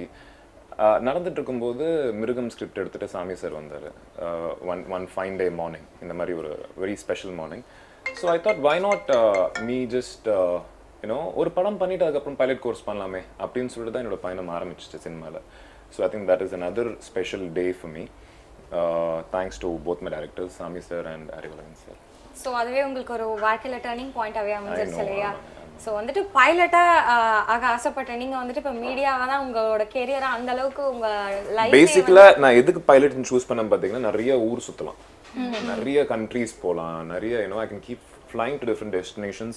That is how I am. I'm a traveler, I'm a vagabond, I just want to keep moving. ஒரு இடத்துல உட்காந்து எனக்கு போர் அடிக்கும். So I think in the profession also is almost the same. இல்லை, நிறைய ஊர் சுற்றுறோம், நிறைய locations போகிறோம். அரவான் பார்த்தீங்கன்னா காடு மேடெல்லாம் போயிட்டு சுற்றிக்கிட்டு இருந்தோம். So okay, purpose is solved. One more thing, நீங்கள் பைலட் ஆகிட்டீங்கன்னா அங்கே வரவங்கலாம் ரொம்ப ஜாலியாக இருந்திருப்பாங்க. எங்களை மாதிரி எங்கர்ஸ் தமிழ் ஃபிலிம் இண்டஸ்ட்ரி என்ன இருக்கும் சார், எங்களை ஃபீல் பண்ண விட்டுருப்பீங்க நீங்கள் generally. I know it's okay fine. இது வந்துட்டு மார்னிங் ஷோ, நீங்கள் மார்னிங் ஜென்ரலாக எழுந்தோன்னா என்ன விஷயம் பண்ணுவீங்க உங்களை ரெஃப்ரெஷ் பண்ணிக்கிறதுக்கு? பாத்ரூம் போய் மூஞ்சி கழுவிப்பாங்க. இல்ல ஆக்சுவலா ஆதி ரிஃப்ரெஷ் அதானே பண்ணுவோம். Yeah, of course. Oh, you're talking, but see, first thing I do in the morning is previous day எப்படி இருந்தாலும் சரி, you know, காலைல எழுந்திரிச்சோனே the first thing that comes to my head is start your day with a smile, you know, and make everybody around you smile. அது மட்டும் நீங்க பண்ணீங்கன்னா I think the whole day will be very pleasant for you. என்னோட assistants இருப்பாங்க, என்னோட managers இருப்பாங்க, என்னோட you know வீட்டில் அம்மா அப்பா எல்லாரும் இருப்பாங்க. So if I get up and go talk to my mom with a nice sweet smile and tell her, mom, good morning, I love you a lot, அப்படின்னு சொன்னோன்னா her day is made, you know, whole day she'll be happy and whole day I'll be happy. சுற்றிருக்க எல்லாருமே ஹாப்பியாக இருப்பாங்க. So I think that's one of the best ways to start your morning. Okay, fine. Take the tip. One more thing, நீங்கள் வந்துட்டு உங்களோட morning மட்டும் இல்லாமல் உங்கள் அம்மாவோட மார்னிங்குமே ரொம்ப ப்ளசண்ட்டாக மாற்றுவீங்கன்றது சொல்லியிருக்கீங்க. இப்போ இருக்க யங் ஜென்ரேஷன் இதை தெரிஞ்சுக்கணும்னு நாங்கள் ஆசைப்படுறோம். ப்ளஸ் கோச்சடியான் பார்த்து நீங்கள் சொல்லவே இல்லை, அதுவும் உங்கள் லைஃப்பை திருப்பி போட்ட மூமெண்ட் தானே? ஐ நோ, கோச்சடியான் வந்து it's a very interesting film. ஒரு புது டெக்னாலஜி அண்ட் தலைவரோட படங்க சொல்ல வேணும். It's you know blessing it is guys for me. Me being part of that movie. அந்த படத்தில் பார்த்தீங்கன்னா எல்லாமே பெரிய பெரிய ஆக்டர்ஸ், எக்ஸ்பீரியன்ஸ்ட் ஆக்டர்ஸ். நான் மட்டும்தான் வந்து ஒரு நியூ கமர் அப்படின்னு பார்த்தீங்கன்னா நான் மட்டும்தான் இருப்பேன் அந்த படத்தில். It was an amazing experience. First வந்து என்னோட ஆஃபீஸ்க்கு வந்தாங்க, இந்த மாதிரி கோச்சடியான் ஒரு படம் பண்ணுறாங்க. எனக்கு தெரியும், நியூஸ்லாம் வெளியே வந்துச்சு அந்த டைமில். நீங்களும் அதில் பண்ணணும் அப்படின்னு சொன்னால் யாரோ விளையாடுறாங்க போல ஃப்ரெண்ட்ஸ் ஃபோன் பண்ணியிருந்தாங்க. ஸோ ஃப்ரெண்ட்ஸ் யாரோ விளையாடுறாங்க, சரி ஆஃபீஸ் வாங்க பார்த்துக்கலாம் அப்படின்னு சொல்லிட்டு நான் வச்சுட்டேன். பார்த்தா உண்மையில வந்துட்டாங்க. ஏன்னோ அவங்க டீம்லேருந்து 2 பேர் எக்ஸிக்யூட்டிவ் ப்ரொடியூசரும் இன்னொருத்தங்க வந்துட்டு they told me like இந்த மாதிரி ஒரு படம் பிளான் பண்ணுறோம், you should also be part of it. And then only actually believed இந்த மாதிரி they seriously thinking about me அப்படின்னு சொல்லிட்டு. ஆக்சுவலா அது எல்லாரோட லைஃப்லயும் வந்துட்டு ஒரு டர்னிங் பாயிண்ட் இருக்கும். பட் உங்களுக்கு பாத்தீங்கன்னா மிருகம், ஈரம், கோச்சடியான் இந்த மாதிரி ஒவ்வொரு டர்னிங் பாயிண்ட் இருக்கு. I think every movie is a life-ங்க. எல்லா படமும் வந்து ஒரு லைஃப். கண்டிப்பா அந்த படத்தோட ஆரம்பம் எப்படி வந்துச்சு அப்படின்னு பார்த்தீங்கன்னா டர்னிங் பாயிண்ட் தான் இருக்கும். படம் நல்லா ஓடுதுன்னு பக்கத்தில் வச்சுட்டிங்கன்னா Aravaan was a turning point for me again. Because 2.5 years I worked. I was அந்த அரவானில் இருக்கிற கேரக்டர் மாதிரி நான் வாழ்ந்தேன். ஸோ அந்த படம் வசந்த பாலன் சார் வந்து என்னை அப்ரோச் பண்ணதும் ஒரு டர்னிங் பாயிண்ட் தான். So forgetting the success of the movies, I think every movie or a beginning வந்து it's a turning point for every actor. ரொம்ப அழகா சொன்னீங்க. அண்ட் நீங்க இன்னொரு ஒரு விஷயம் சொன்னீங்க பாத்தீங்களா, உங்களுக்கு டர்னிங் பாயிண்டா அமைஞ்ச அந்த நேரம் வந்துட்டு one fine day morning. So வந்துட்டு நம்ம புத்தம் புது காலை நிகழ்ச்சியில வந்துட்டு இந்த மாதிரி காலையை பத்தி ரொம்பவே அழகா சொன்னீங்க. ஸோ எல்லாரோட லைஃப்லயும் ஒரு காலை வந்துட்டு டர்னிங் பாயிண்டா அமைஞ்சதுன்னா கண்டிப்பா சூப்பர்பா இருக்கும் இல்லையா? ஸோ வந்துட்டு நம்ம நட்சத்திர வீடியோலும் வந்துட்டு நேயர்களுக்கும் சரி எங்களுக்கும் சரி பயங்கர பெரிய சர்ப்ரைஸ் கொடுத்ததுக்கு ரொம்ப ரொம்ப தேங்க்ஸ். சூப்பர்பா வந்துட்டு இந்த 100th டேவை வந்து செலிப்ரேட் பண்ணி கொடுத்துருக்கீங்க. ப்ளஸ் ஒன் மோர் திங் நீங்க மென்ஷன் பண்ணதுனா நம்ம மார்னிங் நம்ம மட்டும் இல்லாம கூட இருக்கவங்களே அப்பயே வச்சுக்கணும். அது கண்டிப்பா நோட் பண்ண வேண்டிய விஷயம். ஒவ்வொரு படமும் டர்னிங் பாயிண்ட் அப்படின்னா each morning should be a turning point for us. நம்ம அதுக்கு ஏதமா வர்க் பண்ணணும்ன்றது நீங்க சொல்லிருக்கீங்க. அது thank you very much. இந்த டே கண்டிப்பா எங்களுக்கு ரொம்ப ஸ்பெஷலா மாத்திருக்கீங்க. Thank you for that. Thanks lot, my pleasure. Thank you so much. கீர்த்தி, இயற்கைனாவே எல்லாருக்கும் ரொம்ப பிடிக்கும். இயற்கையை விரும்பாதவங்க யாருமே இருக்க மாட்டாங்க இல்லையா? அதுவும் நம்ம அன்றாட சாப்பிட்ற உணவில் இயற்கை உணவாக இருந்ததுன்னா எவ்வளோ ஆரோக்கியமாக இருக்கும். எஸ், நீ இயற்கைன்னு பேச வந்தோன்னு வெறும் மரம் செடி கொடியை பற்றி தான் பேச போகிறேன்னு நினச்சேன். பட் இயற்கை உணவுன்னு சொன்னல, உண்மையிலே எக்ஸலண்ட்டாக பேசியிருக்க ஜீவிதா. இயற்கை வெறும் ரசிக்கிறதுக்கு மட்டும்தான் நினச்சிட்டு இருக்காங்க. பட் இயற்கையில் ருசிக்கிறதுக்கு பல விஷயங்கள் இருக்குன்றது டாக்டர் சிவராமன் மூலியமாக தான் இந்த 100 எபிசோட்ஸில் பல பேர் தெரிஞ்சுட்டு இருந்திருப்பாங்க. அந்த வகையில் இன்னைக்கு இந்த 100வது எபிசோடில் என்ன ஸ்பெஷலாக சொல்ல போகிறாருன்னு தெரிஞ்சுக்கலாமா? கண்டிப்பாக கீர்த்தி. அதுக்கு முன்னாடி ஒரு செலிபிரிட்டியும் நம்ம உணவும் உண்மையும் செக்மெண்ட்டை பற்றி பேச வராங்க. அதையும் என்னன்னு கேட்கலாம். இது உணவும் உண்மையும். வேந்தர் டிவி ரசிக பெருமக்களுக்கு எனது நெஞ்சார்ந்த நன்றியை தெரிவித்துக் கொள்கிறேன். வேந்தர் டிவியின் புத்தம்புது காலை தொடர் 100வது எபிசோடை தொட்டு கொண்டிருக்கிறது.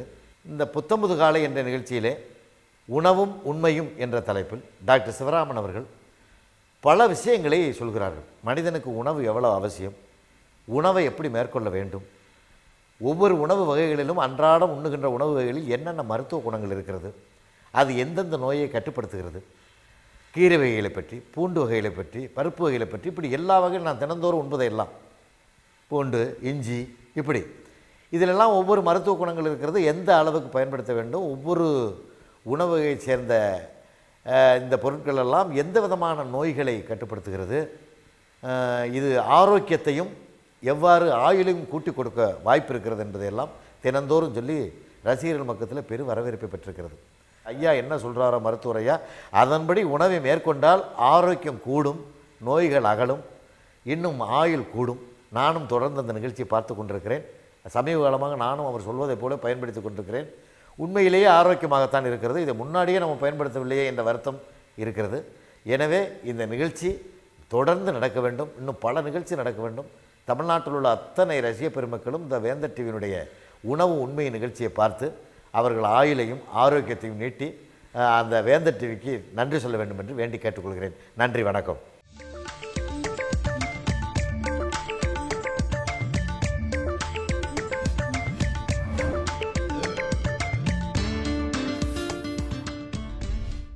வேந்தர் தொலைக்காட்சி நேயர்களுக்கு காலை வணக்கங்கள். இன்றைக்கு நம்ம ரொம்ப முக்கியமாக எப்படி ஒரு படிப்புக்கும் ஒரு பொருளுக்கும் ஒரு முக்கியத்துவம் கொடுத்து நம்ம வாழ்க்கையை கட்டமைக்கிறோமோ, நம்மளுடைய குழந்தைகளினுடைய எதிர்காலம் எப்படி இருக்கணுங்கிறதுக்கு இந்த மாதிரியான படிப்பு படிக்கணும், இந்த மாதிரியான வாழ்வியலை நோக்கி போகணும், இங்கே போய் படித்து வர வேண்டும், இங்கே போய் பொருளீட்ட வேண்டுங்கிறதெல்லாம் எவ்வளவு திட்டமிட்டு முக்கியத்துவம் கொடுக்குறோமோ, அதே அளவுக்கு உணவு விஷயத்திலும் உடல் நலம் விஷயத்திலும் ரொம்ப ரொம்ப முக்கியமாக திட்டமிடணும். அதை தவிர்த்து விட்டோம், அதை ஒரு அலட்சியமாக விட்டுட்டோம் அப்படின்னா ஒரு நல்ல நிலையை அந்த பையனோ பெண்ணோ அடையும் பொழுது அவர்களுக்கு உடல்நலம்ங்கிற ஒரு விஷயமே ஒரு மிகப்பெரிய இடையூறாக அமைகிறத நிறைய இன்றைக்கி கேள்விப்படுகிறோம். அந்த வகையில் பெண் குழந்தைகளுக்கு மாதவிடாயில் நடக்கக்கூடிய சீர்கேடுகள் இன்றைக்கு மிக மிக அதிகமாக வந்துட்டுருக்கு. முன்னாடிங்கிறது மாதவிடாய் அப்படிங்கிறது அந்த காலத்தில் ஒரு கூட்டு குடும்பமாக இருக்கக்கூடிய சமயத்தில் மாதவிடாய் சமயத்தில் ஓய்வு கிடைக்கும். அவர்கள் அதிக உடல் உழைப்பு இல்லாமல் ஒரு ஓய்வு இருக்கக்கூடிய ஒரு சூழல் இருந்தது. ஆனால் இன்றைய வாழ்க்கை அப்படி கிடையாது. இன்றைக்கி ஆணோ பெண்ணோ 2 பேரும் ஓடி உழைக்க வேண்டிய ஒரு கட்டாயத்தில் இருக்கும் பொழுது மாதவிடாய் பொழுது அப்படிங்கிறது அந்த நேரத்தில் இயல்பாக தேவைப்படுகிற ஒரு ஓய்வை கூட எடுக்க முடியாத அளவுக்கு ஓட வேண்டிய ஒரு காலகட்டாயத்தில் தான் இன்றைக்கி நம்ம இருந்துகிட்ருக்கோம். அந்த நேரத்தில் நம்ம உடல் உறுதியாக இருந்து அந்த மாதவிடாயில் எந்த சீர்கேடும் இல்லாமல் இருப்பது மிக மிக அவசியமான ஒன்று. அதோட இன்னொரு விஷயம் என்ன அப்படின்னா, மாதவிடாயில் இருக்கக்கூடிய சீர்கேடுகள் வெறும் குழந்தை பிறப்பிற்கான ஒரு பிரச்சனை மட்டும் கிடையாது. ஒரு பெண்ணினுடைய இயல்பான ஆரோக்கியத்திற்கு மாதவிடாய்ங்கிறது ரொம்ப ரொம்ப சரியாக சீராக இருக்க வேண்டிய ஒரு விஷயம். அந்த வகையில் இன்றைக்கு நம்ம பார்க்குறது என்ன அப்படின்னா, நிறைய இர்ரெகுலர் மென்ஸ்ட்ரேஷனை பற்றி கேள்விப்படுறோம். மாதவிடாய்ங்கிறது ஒரு 28 நாளைக்கு ஒரு முறை வர வேண்டிய அந்த மாதவிடாய் நிறைய பெண்களுக்கு ஒன்று ஒரு 3 மாதங்களுக்கு வர்றதில்ல, இல்லை 2.5 மாதம் 4 மாதமாக வர்றதில்ல. சில நேரங்களில் ஒரு தடவை 10 நாள் கழித்து வருது, இன்னொரு தடவை 15 நாள்லேயே அடுத்த பீரியட் வந்துடுது. அப்படிங்கிற விஷயங்களை நிறைய கேள்விப்பட்டுட்டு வரோம். ஏன் இந்த மாதிரியான சீர்கேடுகள் இன்றைக்கி பெருகி இருக்குது, இதை எப்படி சரிப்படுத்துவது அப்படிங்கிறதுல நிறைய குழப்பங்கள் ஒவ்வொருத்தருக்கும் இருக்குது. இதை எப்படி நம்ம அணுகணும் அப்படின்னா, ஒரு பெண் மாதவிடாய்க்காக முதல் மாதவிடாய் வர அந்த மெனார்க்கு சமயத்திலிருந்து உணவிலும் உடல் உழைப்பிலையும் நிறைய அக்கறைகள் அந்த குழந்தைக்கு முதல்ல இருந்தே கொடுத்துட்டு வரணும். குறிப்பாக ஒரு பெண் எடுத்தோன்னா மாதவிடாய் சமயத்தில் ஒவ்வொரு மாதவிடாயிலையும் அவர்கள் இரத்தப்போக்கு இருக்கிறதுனாலேயே அவங்களுக்கு இரத்த சோகை ரொம்ப சாதாரணமாக வரும். இந்த இரத்த சோகை என்ன செய்யும் அப்படின்னா, ஒன்று மாதவிடாய் சரியாக வராமல் பண்ணிடும் அடுத்த தடவை, இல்லைன்னா என்ன பண்ணும் அப்படின்னா ரொம்ப அதனாலேயே அதிக இரத்தப்போக்கு வரக்கூடிய தன்மையையும் உண்டாக்கிடும். ஸோ இரத்தப்போக்கு அதிகமாக இருக்கிறதுனால அனீமியா அதுக்கப்புறம் அனீமியானால் அதிக இரத்தப்போக்கு வரக்கூடிய இந்த மாதிரி ஒரு விசியஸ் சர்க்கிள் அப்படின்னு சொல்லுவோம்.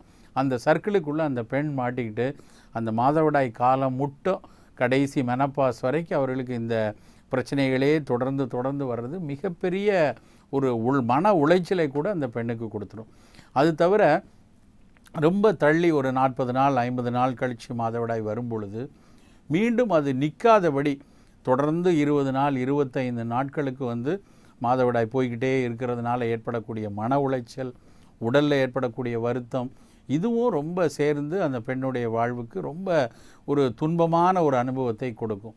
இதை எப்படி எதிர்கொள்கிறது அப்படின்னு பார்த்தோன்னா, முதல்லையே மாதவிடாய் துவங்கிய காலத்திலிருந்தே உணவில் அக்கறையாக இருக்கணும். அதில் குறிப்பாக என்ன சொல்கிறோம் அப்படின்னா, அவர்களுடைய கூபக தசைகளை பெல்விக் மசில்ஸை ஸ்ட்ரென்தன் பண்ணுற மாதிரியான புரத உணவுகளை புரோட்டீன் பேஸ்டு ஃபுட்டை நிறைய கொடுக்கணும். அதுலேயும் குறிப்பாக பாரம்பரிய உணவுகளில் ரொம்ப வலியுறுத்தி சொல்கிறது உளுந்தும் கருப்பட்டியும் சேர்ந்த களி கொடுக்கறது. உளுந்தங்களின்னு சொல்லுவாங்க. தெற்கத்தி பக்கத்துலலாம் பார்த்திங்கன்னா மாதவிடாய் துவங்கக்கூடிய நாளில் அது மாதிரி ஒரு பெண் வயதுக்கு வந்துட்டாங்க அப்படின்னாலே அவர்களை பார்க்க வரக்கூடிய உறவின்மார்கள்லாம் வீட்டிலையே இந்த உளுந்தங்களி செய்து எடுத்துகிட்டு வருவாங்க. இந்த உளுந்தங்களிங்கிறது வெறும் உளுந்து மாவு கொஞ்சம் அரிசி மாவு சேர்த்துப்பாங்க.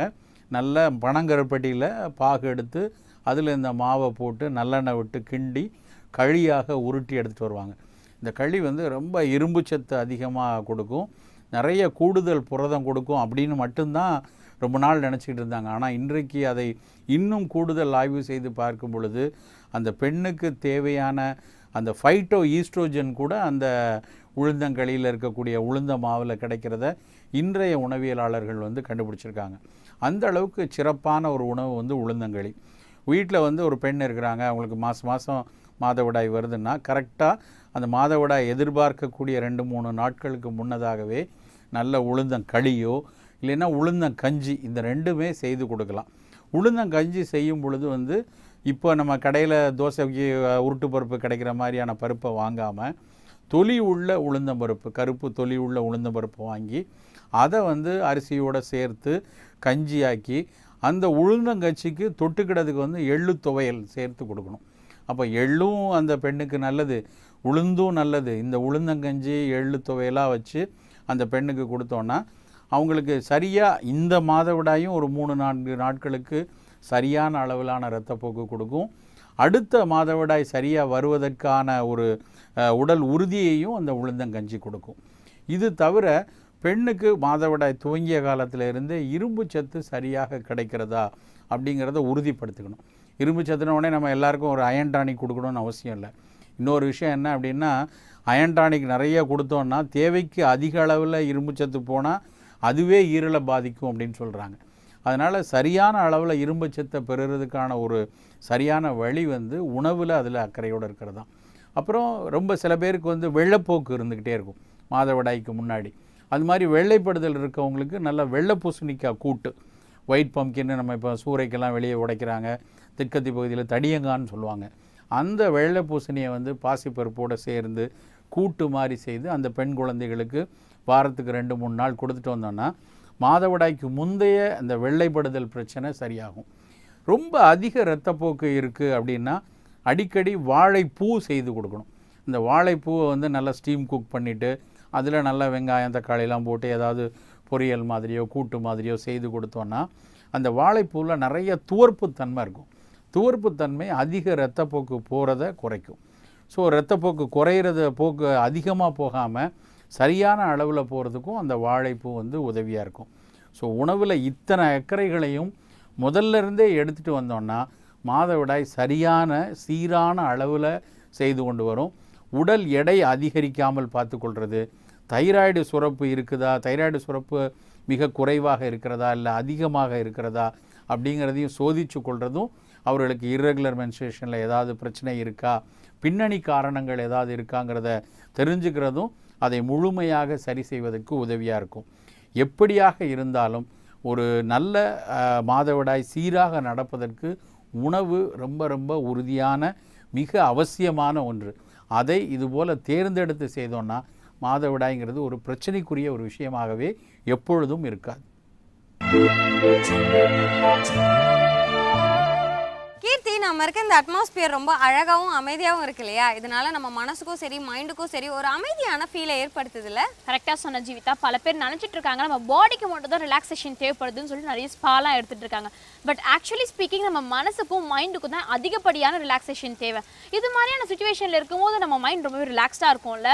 கரெக்டாக சொன்ன கீர்த்தி. ஆனால் நம்மளால் எல்லா டைமும் இதே மாதிரி ஸ்பெண்ட் பண்ண முடியாது இல்லையா? அதுக்காக தான் நம்ம செக்மெண்ட்டில் டாக்டர் வாசுகி ரொம்பவே அழகாக மனசை எப்படி அமைதியாக வச்சுக்கணுன்றத சொல்ல வராங்க. அதை கேட்டு தெரிஞ்சுக்கலாமா? மனசை பற்றி டாக்டர் வாசுகி வாரம் சொல்லிட்டு வராங்க. பட் இன்னைக்கு நம்ம 100th டே எபிசோட இன்னும் ஸ்பெஷல் ஆக்கிறதுக்காக யங் பட்டிங் ஆர்டிஸ்ட் ஐஸ்வர்யா வந்து மனசை பற்றி பேச போகிறாங்க. அதுக்கு அடுத்து டாக்டர் வாசுகி என்ன சொல்கிறாங்கன்னு கேட்டு தெரிஞ்சுக்கலாமா? கண்டிப்பா. ஸோ டபுள் டமாக்கான்ற பார்த்து தெரிஞ்சிடலாம். இது மனமே நலமா. எல்லாருக்கும் வணக்கம். நான் தான் உங்களோட ஐஸ்வர்யா ராஜேஷ். வேந்தர் டிவியில் வந்து புத்தம் புது காலை அப்படின்ற ஒரு அருமையான நிகழ்ச்சி வந்து இப்போ வந்து 100வது எபிசோடுக்கு வந்து அவங்க அடி எடுத்து வச்சுருக்காங்க. So I wish them all the luck. ரொம்ப சந்தோஷமாக இருக்குது. அந்த பர்டிகுலர் ப்ரோக்ராமில் எனக்கு ரொம்ப பிடிச்ச ஒரு நிகழ்ச்சி வந்து மனமை நலமா. அதில் வந்து டாக்டர் வாசுகி வந்து டெய்லி வந்து அவங்க நிறைய மனசு சம்மந்தமான ஒரு நிறைய நல்ல விஷயங்கள்லாம் ஷேர் பண்ணுறாங்க. ஸோ எனக்கு எப்போல்லாம் டைம் கிடைக்கிதோ, நான் எப்போல்லாம் ஷூட் இல்லாமல் வீட்டில் இருக்கணும், கண்டிப்பாக வேந்தர் டிவியில் அந்த நிகழ்ச்சியை மட்டும் நான் கண்டிப்பாக மிஸ் பண்ண மாட்டேன். ஸோ இந்த மாதிரி ஒரு நல்ல நிகழ்ச்சியெல்லாம் வந்து வேந்தர் டிவியில் வந்து ப்ரொஜெக்ட் பண்ணுறாங்க. ஸோ கண்டிப்பாக நீங்களும் பார்த்து ரசிங்க. அண்ட் ஐ விஷ் வேந்தர் டிவி அண்ட் புத்தம் புதை காலை அந்த மாதிரி நிறைய நிகழ்ச்சி நல்ல நல்ல நிகழ்ச்சியெல்லாம் பண்ணணும்னு சொல்லிட்டு I wish them all the luck.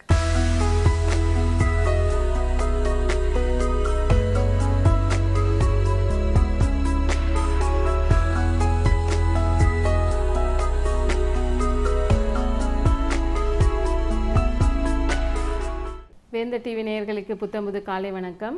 இன்றைக்கி மனமே நலமா நிகழ்ச்சியில் வந்து இன்னும் ஒரு மனசு சம்மந்தப்பட்ட ஒரு கேள்வி, பிரச்சனைன்றதை விட ஒரு கேள்வி, அதை பற்றி பார்க்கலாம். அதாவது இந்த சக்ஸஸ் ஃபெயிலியர் இது ரெண்டையுமே வந்து நம்ம வந்து ஒரு மாதிரியாக பார்க்க முடியுமா அப்படிங்கிறது. இது வந்து பார்க்க முடியுமா அப்படின்னா இதுக்கு வந்து எஸ் ஓ நோ அப்படின்னு ஒரு பதில் சொல்ல முடியாது. ஏன்னா வந்து சக்ஸஸ் ஃபெயிலியர் இது ரெண்டுக்குமே வெற்றி தோல்வி இதுங்களுக்கு வந்து ஒரு யூனிவர்சல் டெஃபினிஷன் அப்படின்றது கிடையாது. அதாவது எல்லாருக்கும் பொருந்துகிற மாதிரியான ஒரு டெஃபினிஷன் இல்லை. ஏன்னா அது வந்து இது ஒரு தனி மனிதன் சம்மந்தப்பட்ட ஒரு விஷயம். எனக்கு சக்ஸஸாக இருக்கிற விஷயம் வந்து உங்களுக்கு சக்ஸஸாக இருக்கணும் அப்படின்றதுக்கான எந்த தேவையும் இல்லை, எந்த அவசியமே இல்லை. ஒரு எக்ஸாம்பிள் சொல்லணும் அப்படின்னா, ஒருத்தங்களுக்கு வந்து ஒரு எவ்ரி 6 மந்த்ஸுக்கு ஒரு தடவை இல்லை வந்து ஒரு 8 மந்த்ஸுக்கு ஒரு தடவை வந்து அவங்க வேலையில் வந்து ஒரு ப்ரொமோஷன் கிடைக்குது. அது வந்து அவங்களுக்கு ரொம்ப ஒரு சக்ஸஸான விஷயம். ஏன்னா அவங்களுக்கு வந்து அந்த கரியர் வந்து ரொம்ப முக்கியமான விஷயம். அதே நேரம் அவங்க கூட வேலை செய்கிற ஒருத்தங்களுக்கு வந்து அதே மாதிரி ப்ரொமோஷன் கிடைக்கலாம். ஆனால் வந்து அவங்க வந்து ஒரு சக்ஸஸாக நினைக்கிற ஒரு விஷயம் எதுவாக இருக்கலாம்னா, என்னோட பர்சனல் லைஃபே என்னோட ஒர்க் லைஃபே என்னால் எவ்வளவு சக்ஸஸ்ஃபுல்லாக பேலன்ஸ் பண்ண முடியுது, அதுதான் எனக்கு சக்ஸஸ் அப்படின்னு. ஸோ இந்த சக்ஸஸ் ஃபெயிலியர் ரெண்டுமே வந்து ஆளாளுக்கு வந்து மாறுபடும். ஆளாளுக்கு வந்து வேறு விதமான டைமென்ஷன்ஸில் வந்து அவங்க அதை எடுப்பாங்க. அதே மாதிரி ஃபெயிலியர் அப்படிங்கிறது, ஃபெயிலியர்னா நான் இதே எக்ஸாம் நான் சொன்ன மாதிரியே ஒரு ப்ரொமோஷன் கிடைக்கிறது சக்ஸஸாக இருக்கிற மாதிரியே அது கிடைக்கல, எதிர்பார்த்தது கிடைக்கலன்னா அது ஒரு ஃபெயிலியர்னு சில பேர் நினைக்கலாம். சில பேர் வந்து இல்லை இது கிடைக்காத வரைக்கும் பரவாயில்ல, இது கிடைச்சிச்சு, இந்த ப்ரொமோஷன் கிடைச்சி எனக்கு வந்து இன்னும் கூட ரெஸ்பான்சிபிலிட்டிஸ் இருக்கும், ஸோ என்னை வந்து என்னால் வீட்டில் வந்து பிள்ளைங்களை வந்து சரியாக கவனிக்க முடியாது அப்படின்றப்ப அவங்க வந்து அதுக்கான ஒரு பெருசாக வந்து அதுக்காக அலட்டிக்க மாட்டாங்க, பெருசாக கவலைப்பட மாட்டாங்க. ஸோ அவங்கள பொறுத்த வரைக்கும் இது வந்து ஃபெயிலியரே கிடையாது. ஆனால் இந்த கரியர் தான், அந்த கரியர் டெவலப்மெண்ட் எனக்கு ரொம்ப முக்கியம் அப்படின்னு நினைக்கிற ஒருத்தங்களுக்கு வந்து அந்த ப்ரமோஷன் கிடைக்கலன்றது வந்து ஒரு ஃபெயிலியராக இருக்கலாம், ஃபெயிலியராக நினைக்கலாம், கன்சிடர் பண்ணலாம். ஏன்னா வந்து அவங்களுக்கு தெரிஞ்ச இது வந்து அந்த சக்ஸஸ் அப்படிங்கிற அவங்களோட டெஃபினிஷன் என்னன்னா அந்த கரியர் டெவலப்மெண்ட். எனக்கு வந்து எவ்ரி இயர் வந்து நான் வந்து மேலே மேலே மேலே அந்த என்ன சொல்கிறது, அந்த கரியர் அப்படிங்கிற அந்த ஏணியில் வந்து அடுத்தடுத்த ஸ்டெப்புக்கு நான் ஏறிக்கிட்டே போகணும். ஏறலை அப்படின்னா என்கிட்ட வந்து திறமை இல்லை வந்து என்கிட்ட சரியான ஸ்கில்ஸ் இல்லை அப்படின்னு அவங்கள தங்களை தாங்களே வந்து கொஞ்சம் அவங்களோட கான்ஃபிடன்ஸ் லெவல் வந்து கொஞ்சம் குறைய ஆரம்பிக்கும். ஸோ அதனால இந்த சக்ஸஸ் ஃபெயிலியர் ரெண்டுமே வந்து அவங்கவுங்க சம்மந்தப்பட்ட விஷயங்கள். ஸோ அன்றபடியே இதை வந்து நம்ம வந்து ரெண்டையும் ஒன்றா பார்க்கலாமா அப்படிங்கிற வந்து ரொம்ப ஒரு ட்ரிக்கியான ஒரு கேள்வி. ஆனால் வந்து இந்த சக்ஸஸை நினச்சி எவ்வளோத்துக்கு சந்தோஷப்படுறோமோ அதே நேரம் வந்து அந்த ஃபெயிலியரை வந்து சில நேரம் வந்து மனுஷனை வந்து இன்னும் வந்து ரொம்ப ஒரு மெச்சுவர்டாக ஆக்குறதுக்கு வந்து நிறைய விதத்தில் உதவி பண்ணும். அதாவது எதனால எனக்கு இந்த தோல்வி வந்துச்சு அதை அனலைஸ் பண்ணுற மாதிரி, நான் முதலே ஒரு செக்மெண்ட்டில் சொன்ன மாதிரி இந்த ப்ராப்ளம் சால்விங் அப்படின்றதோட அந்த ஸ்டெப்ஸை வந்து இங்கேயும் நம்ம யூஸ் பண்ணலாம். ஒரு ஃபெயிலியர்ன்றப்போ இது வந்து எதனால எனக்கு வந்துச்சு, இந்த ஃபெயிலியர் வர்றதுக்கு வந்து நான் தனிப்பட்ட முறையில் என்னென்ன காரணங்கள் என் மூலமாக நடந்திருக்கு, இல்லாட்டி நான் எந்தளவுக்கு நான் வந்து கண்ட்ரிபியூட் பண்ணியிருக்கேன் அப்படிங்கிற பார்க்குறப்ப வந்து அந்த சிச்சுவேஷனோட தாத்பரியம் வந்து கரெக்டாக அவங்களுக்கு புரியிறப்போ வந்து இந்த ஃபெயிலியரை வந்து இனிமேல் ஃப்யூச்சரில் வந்து நான் வந்து எப்படி இதை வந்து ஓரளவுக்கு வந்து எப்படி சொல்கிறது, ஓரளவுக்கு வந்து நான் எப்படி வந்து இதை வராமல் பார்த்துக்கலாம், இல்லை வந்து இதை வராமல் இருக்கிறதுக்கு நான் என்னென்ன செய்யலாம் அப்படின்றத வந்து முயற்சி பண்ணுவாங்க. அது இல்லாமல் வந்து இது வந்து எனக்கு ஒரு பெரிய தோல்வி, இதனால எல்லாமே முடிஞ்சு போச்சு அப்படின்னு நினச்சி அவங்களால அடுத்த ஸ்டெப்புக்கு போகவே முடியாது. அது மாதிரி வந்து இப்போ இந்த சக்ஸஸ் ஃபெயிலியர்ன்றதை எடுக்கிறது வந்து எப்படி ஒரு இண்டிவிஜுவலோ அதே மாதிரி வந்து ஒரு பெண் ஆணுக்கு வந்து இது வந்து நிறைய விதத்தில் வேறுபடும். ஒரு பெண் வந்து என்னதான் ஒரு கரியர் ஓரியன்டாக இருந்தால் கூட அவங்க வந்து கூட கான்சன்ட்ரேட் பண்ணுறது, கூட வந்து அட்டென்ஷன் கொடுக்குறது வந்து அவங்களோட பர்சனல் லைஃப்னா முக்கியமாக வந்து ஒரு அவங்களோட குழந்தைகள் அவங்களோட குடும்ப அமைப்பை வந்து எவ்வளோத்துக்கு எவ்வளவு நம்ம வந்து ஒரு ஹார்மோனியஸாக வச்சுக்கலாம் அப்படின்றது தான் அவங்க வந்து ரொம்ப முக்கியமாக நினைக்கிற ஒரு விஷயம். ஸோ அவங்களுக்கு வந்து அதில் ஏதாவது ஒரு சின்ன சர்க்கிளோ ஒரு சின்ன பிரச்சனைகள் ஏற்பட்டால் வந்து அது வந்து அவங்களுக்கு ஒரு பெருசாக மனசை பாதிக்கிற மாதிரியா இருக்கும். அவங்க சில நேரம் வந்து இது வந்து எனக்கு ஒரு ஃபெயிலியர் அப்படின்னு கூட நினைக்கலாம். ஸோ இது வந்து ஆண்கள் பெண்கள் மட்டும் அப்படின்றது இல்லாமல் வந்து அவங்களோட ப்ரையாரிட்டி என்ன, எது வந்து எனக்கு ரொம்ப முக்கியமான விஷயம் லைஃப்பில் வந்து நான் ஒரு சக்ஸஸ்ன்னு நான் எதை நினைக்கிறேன் அப்படிங்கிறது வந்து அவங்களுக்கு வந்து ஒவ்வொரு டெஃபினிஷன் வச்சுருப்பாங்க. அதனால தான் நான் முதல்ல சொன்னேன் இதுக்கு வந்து யூனிவர்சல் டெஃபினிஷன் அப்படின்றது எதுவுமே கிடையாது.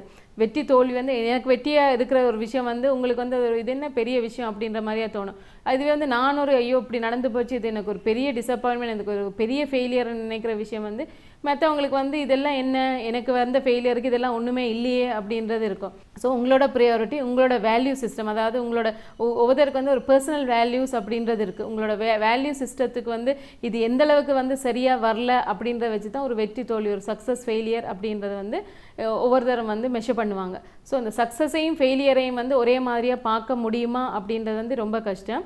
ஆனால் ஒரே ஒரு இது என்ன அப்படின்னா இந்த சக்ஸஸ்லேயும் வந்து நம்ம வந்து இதுலேருந்து என்னென்ன விஷயத்தை நிறைய பேர் வந்து ஒரு வெற்றி அப்படின்னு வந்துட்டு அதை மட்டுமே கொண்டாடுவாங்களே ஒழிய அந்த வெற்றியினால் நம்மளுக்கு கிடைச்ச அதுலேருந்து என்னத்தை நான் லேர்ன் பண்ணினேன் அப்படின்றத கொஞ்சம் பார்க்குறதுக்கு சில நேரம் வந்து மறந்து போயிடுவாங்க. ஸோ அந்த சக்ஸஸ் ஃபெயிலியர் ரெண்டையுமே எப்படி ஒன்றா பார்க்கலாம்னா ஒரே ஒரு சந்தர்ப்பத்தில், என்ன சந்தர்ப்பம் அப்படின்னா சக்ஸஸ்லேருந்து நான் கற்றுக்கிட்ட விஷயங்கள் என்ன வாட் ஆர் த லேர்னிங்ஸ் அப்படின்னு நம்ம தெரிகிற மாதிரி ஃபெயிலியர்லேயும் வந்து இதிலேருந்து நான் கற்றுக்கிட்ட விஷயம் என்ன, what are the learnings from this failure அப்படின்ற தெரிகிற வந்து ஒரு மனுஷனோட அது ஒரு தனி மனுஷனோட செல்ஃப் டெவலப்மெண்ட்டுக்கு வந்து மிக மிக ரொம்ப வந்து ஒரு உறுதுணையாக இருக்கும், ரொம்ப வந்து உதவி செய்யும். வேறு எந்த ஒரு மோட்டிவேஷன் எதுவுமே இல்லைன்னா கூட இந்த சக்ஸஸ் ஃபெயிலியரை வந்து அனலைஸ் பண்ணி அதிலேருந்து நான் என்னென்ன விஷயத்தை கற்றுக்கிட்டேன் அப்படின்ற செய்கிற அந்த ஒரு எக்ஸசைஸ் வந்து அடுத்த லெவலுக்கு அடுத்த ஸ்டெப்புக்கு வந்து பர்சனல் லைஃப் ஆகட்டும் ஒர்க் லைஃப் ஆகட்டும் அதில் ஒருத்தங்க முன்னேறத்துக்கு வந்து நிச்சயமாக வந்து நிறைய விதத்தில் உதவி பண்ணும்.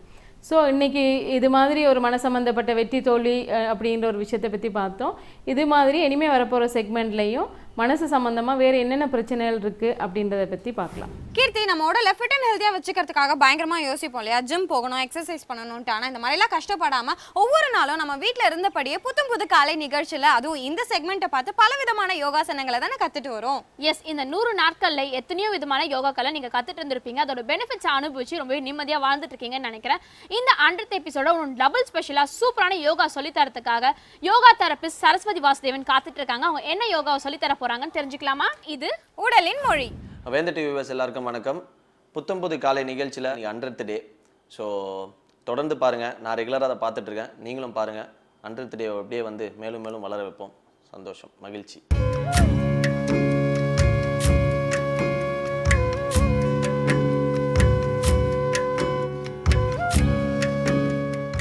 வேந்தர் டிவி நேயர்களுக்கு வணக்கம்.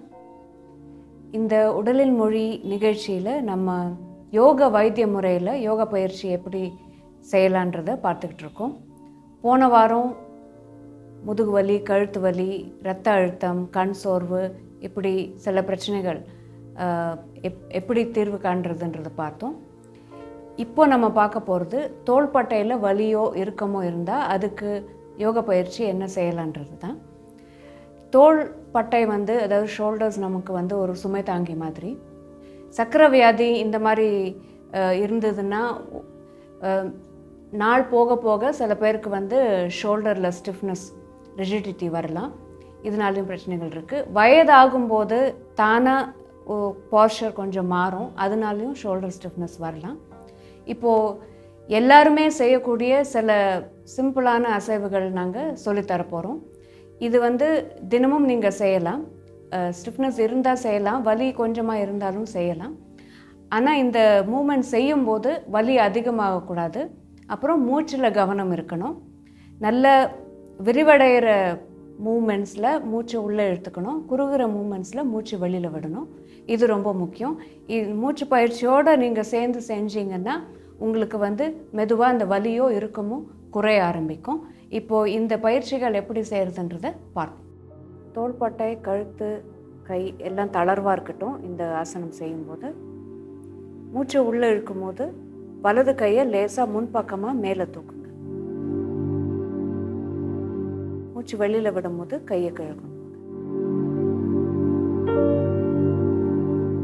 இப்போ மூச்சு உள்ளே இழுக்கும்போது தோள்பக்கம் தோள்பட்டை அளவுக்கு மேலே தூக்கணும். இன்ஹேல். மூச்சு வெளியில் விடும்போது கையை மெதுவாக கிழக்கணும். இப்போ இன்னும் கொஞ்சம் மேலே தூக்கணும். மூச்சு உள்ளே இழுக்கும்போது கையை தோள்பட்டை அளவு தாண்டி மேலே தூக்குங்க. மூச்சு வெளியில் விடும்போது கையை கிழக்கணும். இப்போ மூச்சு உள்ளே இழுக்கும்போது கையை ஃபுல்லாக மேலே தூக்குங்க. எக்ஸ்ஹேல். மூச்சு வெளியில் விடும்போது கையை கிழக்கும். இப்போ இடது கை மூச்சு உள்ளே இருக்கும்போது மெதுவாக கையை மேலே தூக்குங்க. மூச்சு வெளியில் விடும்போது கையை கிழக்கும். இப்போ இன்ஹேல். மூச்சு உள்ளே இருக்கும்போது தோள்பட்டை அளவுக்கு மேலே தூக்குங்க. மூச்சு வெளியில் விடும்போது கிழக்கணும். இப்போ இன்னும் கொஞ்சம் மேலே மூச்சு உள்ளே இருக்கும்போது தோள்பட்டை அளவு தாண்டி மேலே தூக்கணும். மூச்சு வெளியில் விடும்போது கையை கிழக்கணும். இப்போ மூச்சு உள்ளே இருக்கும்போது ஃபுல்லாக மேலே தூக்குங்க. கையை கம்ப்ளீட்டாக மேலே தூக்குங்க. மூச்சு வெளியில் விடும்போது கையை மெதுவாக கீழே இருக்கு. இப்போ இன்னொரு தடவை செய்வோம். மாற்றி மாற்றி செய்யணும். வலது கை ஒரு தடவை, இடது கை ஒரு தடவை. மூச்சு உள்ளே இருக்கும்போது வலது கை தூக்குங்க. வெளியில் விடும்போது கீழே கொண்டு வாங்க. இப்போ இடது பக்கம்.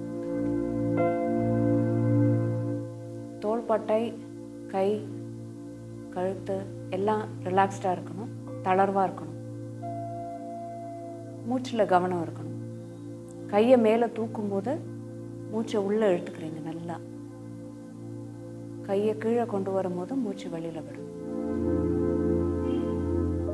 மெதுவாக தோள்பட்டையோட இறுக்கம் இந்த அசைவு மூலம் சரி பண்ண முடியும். இதுவும் எங்கே வேணால் பண்ணலாம். நின்ற நிலையிலும் செய்யலாம், உட்கார்ந்த நிலையிலும் செய்யலாம்.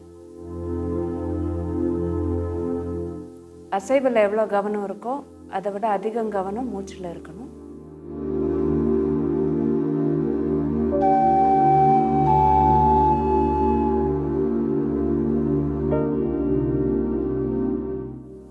நல்லா மூச்சை உள்ளே இழுத்து மெதுவாக வெளியில் விடுங்க. இன்னொரு தடவை செய்யலாம். கையை மாற்றி மாற்றி, கையை மெதுவாக மாற்றி. தோள்பட்டை இறுக்கம் எவ்வளோ இருக்கோ அதுக்கு ஏற்ற மாதிரி தான் இந்த ஆசனம் செய்யணும்.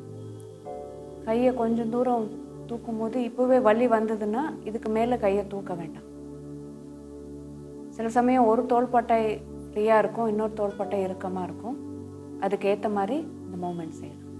மூச்சில் நல்ல கவனம் இருக்கணும். மூச்சு காற்று வந்து கையை தூக்குற மாதிரி நினச்சிக்கோங்க. கழுத்து, தோள்பட்டை, கையெல்லாம் ரிலாக்ஸ்டாக வச்சுக்கோங்க.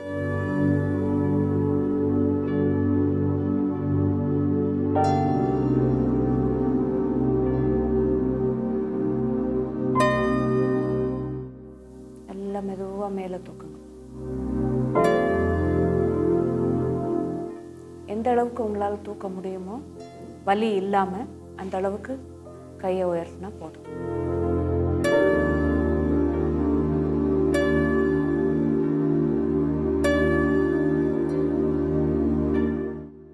இப்போது தோள்பட்டையில் வலி இறுக்கம் இருக்குது. ஒரு தோளில் கொஞ்சம் அதிகமாக இருக்குது, ஒரு தோளில் கொஞ்சம் கம்மியாக இருக்குது. அந்த மாதிரி இருக்கிற பட்சத்தில் என்ன பண்ணுறாங்க, வலி தோள்பட்டையில் வலி இருக்குது, இறுக்கம் இருக்குது, அதனால என்னால் கையை தூக்க முடியல. ஸோ ஒரு கையை தூக்க முடியலன்னா இன்னொரு கையை தூக்கலாம் இல்லையா? அந்த இன்னொரு கையும் தூக்காமல் அப்புறம் இந்த இன்னொரு கையை வச்சு நிறைய வேலை செஞ்சு மெதுவாக அந்த கையிலையும் இறுக்கம் வர ஆரம்பிக்குது. அப்போது இந்த நல்லா இருக்கிற கையை வச்சுக்கிட்டு இறுக்கமாக இருக்கிற கையை நம்ம எப்படி சரி பண்ண முடியும், அந்த தோலை நம்ம எப்படி இறுக்கத்தை போக்க முடியும்ன்றது நம்ம நாளைக்கு பார்ப்போம்.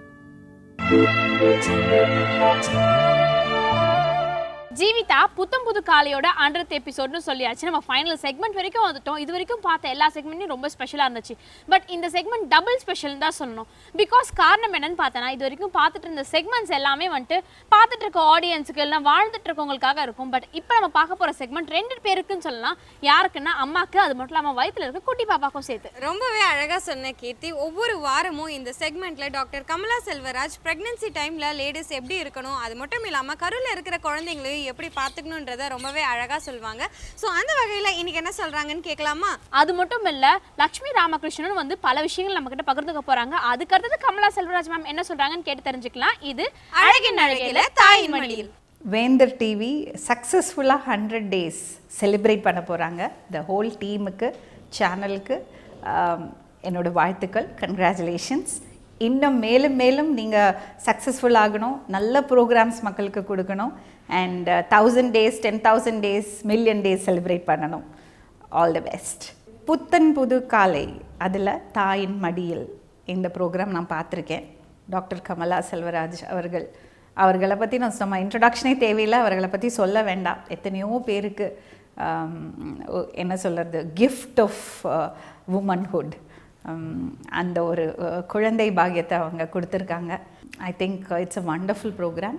ப்ரெக்னன்சி டைம் பற்றி அந்த ஃபஸ்ட் மந்த்லேருந்து டெலிவரி ஆகிறது வரைக்கும் what all you know mother to be needs to take care of, அவங்களுக்கு என்னென்ன டிப்ஸ் கொடுக்கணும், அவங்க எப்படி அவங்க ஹெல்த்தை பார்த்துக்கணும், அவங்க மனநிலை எப்படி இருக்கணும், இதை பற்றின விஷயங்களை நமக்கு எடுத்து சொல்கிறாங்க. நிச்சயமாக பாருங்கள், இந்த ப்ரோக்ராமை மிஸ் பண்ணிடாதீங்க. Mothers to be and young girls பார்க்க வேண்டிய ப்ரோக்ராம். Thank you so much.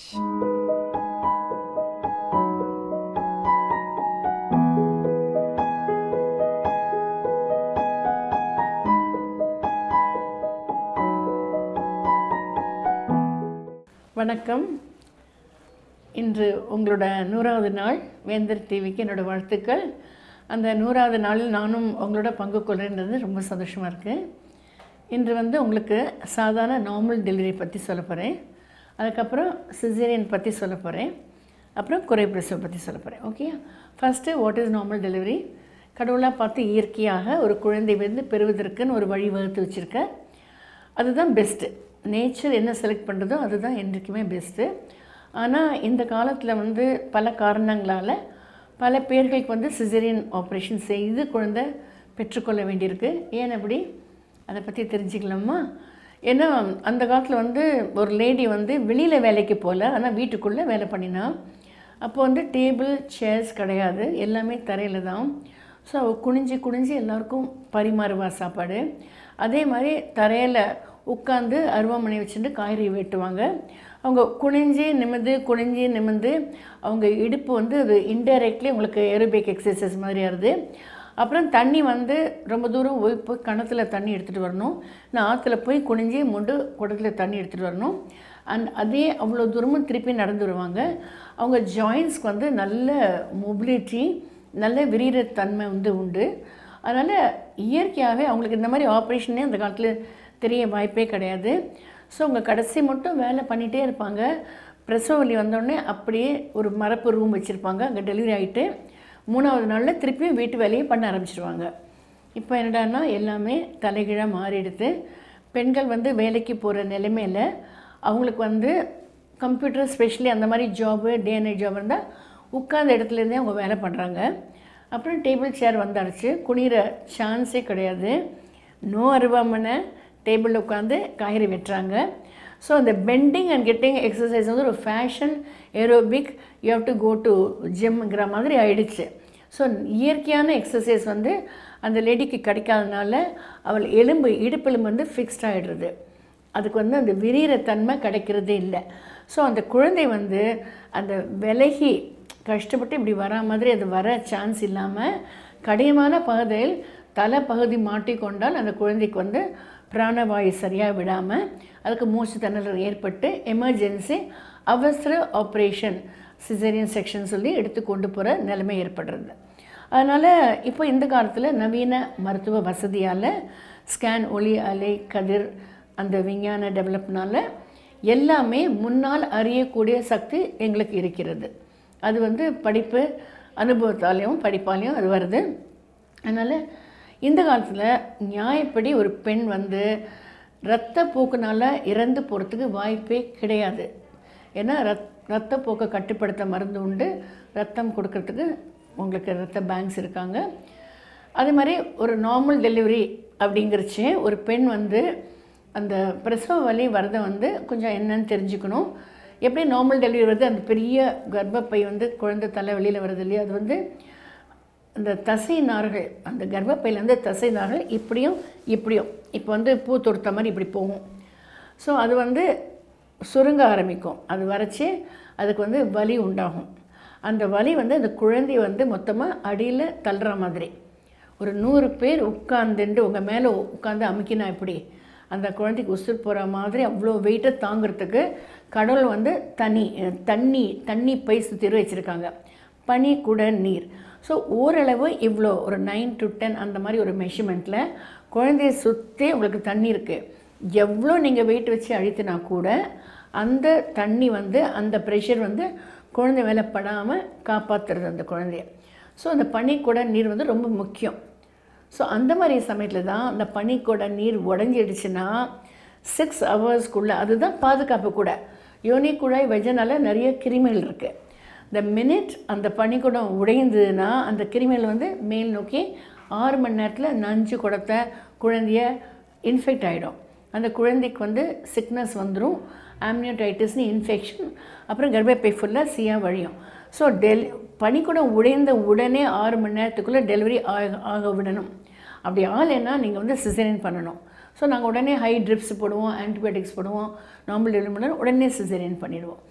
அதனால் அந்த பனிக்கூட நீர் அது வந்து அந்த குழந்தை பிரசவ வலியும் போது ப்ரெஸ் பண்ணுறது. பிரசவ வலியோட மகத்துவம் என்னென்னா, வலி வந்ததும் அது திருப்பியும் ஒரிஜினல் சைஸ்க்கே போகாது, கொஞ்சம் ஃபியூ மில்லிமீட்டர்ஸ் குறைஞ்சி தான் இருக்கும், திருப்பி இது ஒரிஜினல் சைஸ் போகாது. ஸோ குழந்தை வந்து கொஞ்சம் கீழே வந்திருக்கும். நெக்ஸ்ட்டு வலி ஒரு ஃபியூ மினிட்ஸில் வரைச்சி 1 நிமிஷம் அந்த மாதிரி இருக்கும். அப்போ அதே மாதிரி வலி வந்து அப்படி அமுங்கி அப்படி கல் மாதிரி அரைச்சி திருப்பி அந்த வலி விட்டுட்டு போகிறச்சே ஒரிஜினல் சைஸ்க்கு போகாது, கொஞ்சம் திருப்பியும் ஸ்மாலாக இருக்கும். அதனால்தான் நிஜமான பிரசவ வலி வந்ததை யாராலையும் தடுத்து நிறுத்த முடியாது.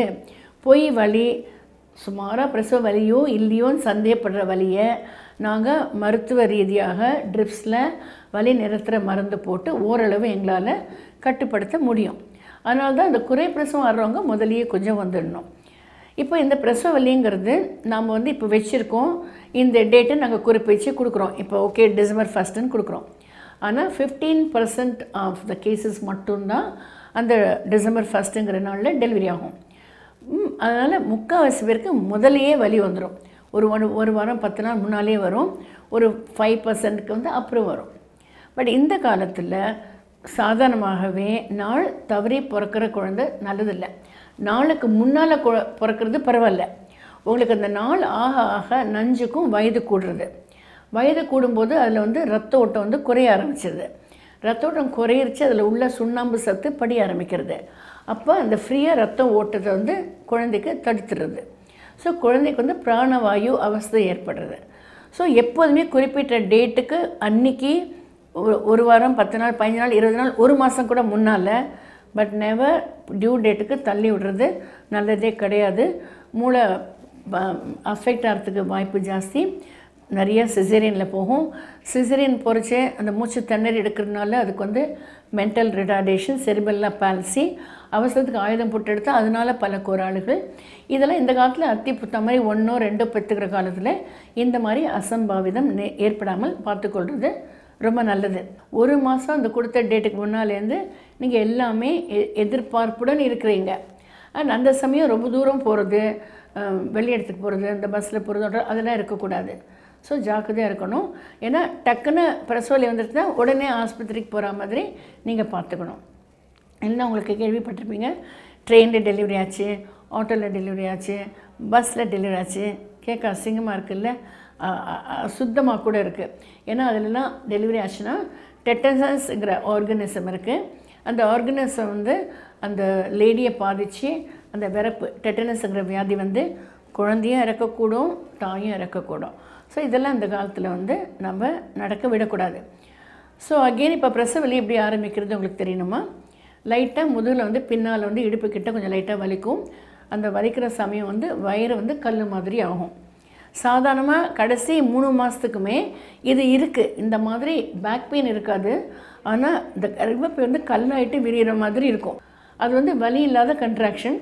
இதே கன்ட்ராக்ஷன் தான் நாள் போக போக உங்களுக்கு வந்து பிரசவ வலியாக மாறுறது. இந்த வலி இல்லாத இந்த தசைநார் சுருங்கி விரியுது தான் நிறைய மாதம் கிட்ட வர வர உண்மையான பிரசவ வலி வரைச்சே அது வலியோடு தோன்றும். அது வந்து மெதுவாக 1 மணி நேரம் 2 மணி நேரத்துக்கு தூரம் வந்துட்டு அப்புறம் 3/4 மணி நேரம் 1/2 மணி நேரம் அப்புறம் 15 மினிட்ஸ் அப்புறம் எவ்ரி மினிட்டுங்கிற மாதிரி வர ஆரம்பிக்கும். அந்த வலி வரைச்சி ஒரு லேடி வந்து சும்மா வீட்டில் இருக்கவே முடியாது. அது ஆட்டோமேட்டிக்காக ஹாஸ்பிட்டலுக்கு தள்ளிடும். இப்போ இந்த காலத்தில் வந்து பொய் வலியோட பல தரம் வந்துட்டு போகிறாங்க. ஏன்னா அவங்க பயப்படுறாங்க. அந்த பயம் அவசியமே இல்லை. உண்மையான பிரசவ வலி வந்து ஹாஸ்பிட்டலுக்கு ஆட்டோமேட்டிக்காக தள்ளும். அழுன்னு போல் இருக்கும், இடுப்பு வலிக்கும், அடிவரி வலிக்கும். அந்த லேடி அப்படியே நெளிஞ்சு வருவாள். அதை வரதை வச்சுட்டே அது நிஜமான பிரசவ வலின்னு தெரியும். அது கூட இன்னும் உறுதிப்படுத்துறது என்னென்னா லைட்டாக மியூக்கஸ்ஸு வெஜனல் டிஸ்சார்ஜ் பிளட் கலந்த இரத்தப்போக்கு லைட்டாக ஏற்படும். அப்போ தான் கர்ப்பப்பை வாய் திறக்கிறது ஆரம்பம். அந்த பிரசவ டெலிவரி ஸ்டேஜஸ் வந்து நம்ம ஸ்டேஜ் 1, ஸ்டேஜ் 2, ஸ்டேஜ் 3ன்னு பிரிச்சுக்கலாம். ஸ்டேஜ் 1 வந்து யூஸ்வலி 1 to 6 to 8 ஹவர்ஸ்னு சொல்லலாம். ரொம்ப ரேராக 12 ஹவர்ஸ், யூஸ்வலி 3 to 5 ஹவர்ஸில் முடியும். அது பிரசவலை உண்மையாக ஆரம்பிக்கிறதுலேருந்து கர்ப்பப்பை வாய் ஃபுல்லாக திறக்கிற மட்டும். அதாவது ஃபுல்லாக 5 சென்டிமீட்டர் சொல்லுவோம். அந்த தலை வந்து கரெக்டாக கொண்டு வெளியில் வர ஸ்டேஜு. டெலிவரி ஆகிறது தான் ஸ்டேஜ் 2, 1/2 hour to 1 hour தான். ஸ்டேஜ் 3ங்கிறது வந்து அந்த நஞ்சு பையை வந்து வெளியில் தள்ளுறது. இது 3 ரொம்ப முக்கியமான ஸ்டேஜுங்க. இது வந்து ஃபஸ்ட்டு ஸ்டேஜ் வந்து ஹாஸ்பிட்டலில் வந்ததும் அவங்களுக்கு எனிமா கொடுத்துட்டு ப்ரிப்பேர் பண்ணி எல்லாத்தையும் பண்ணுவாங்க.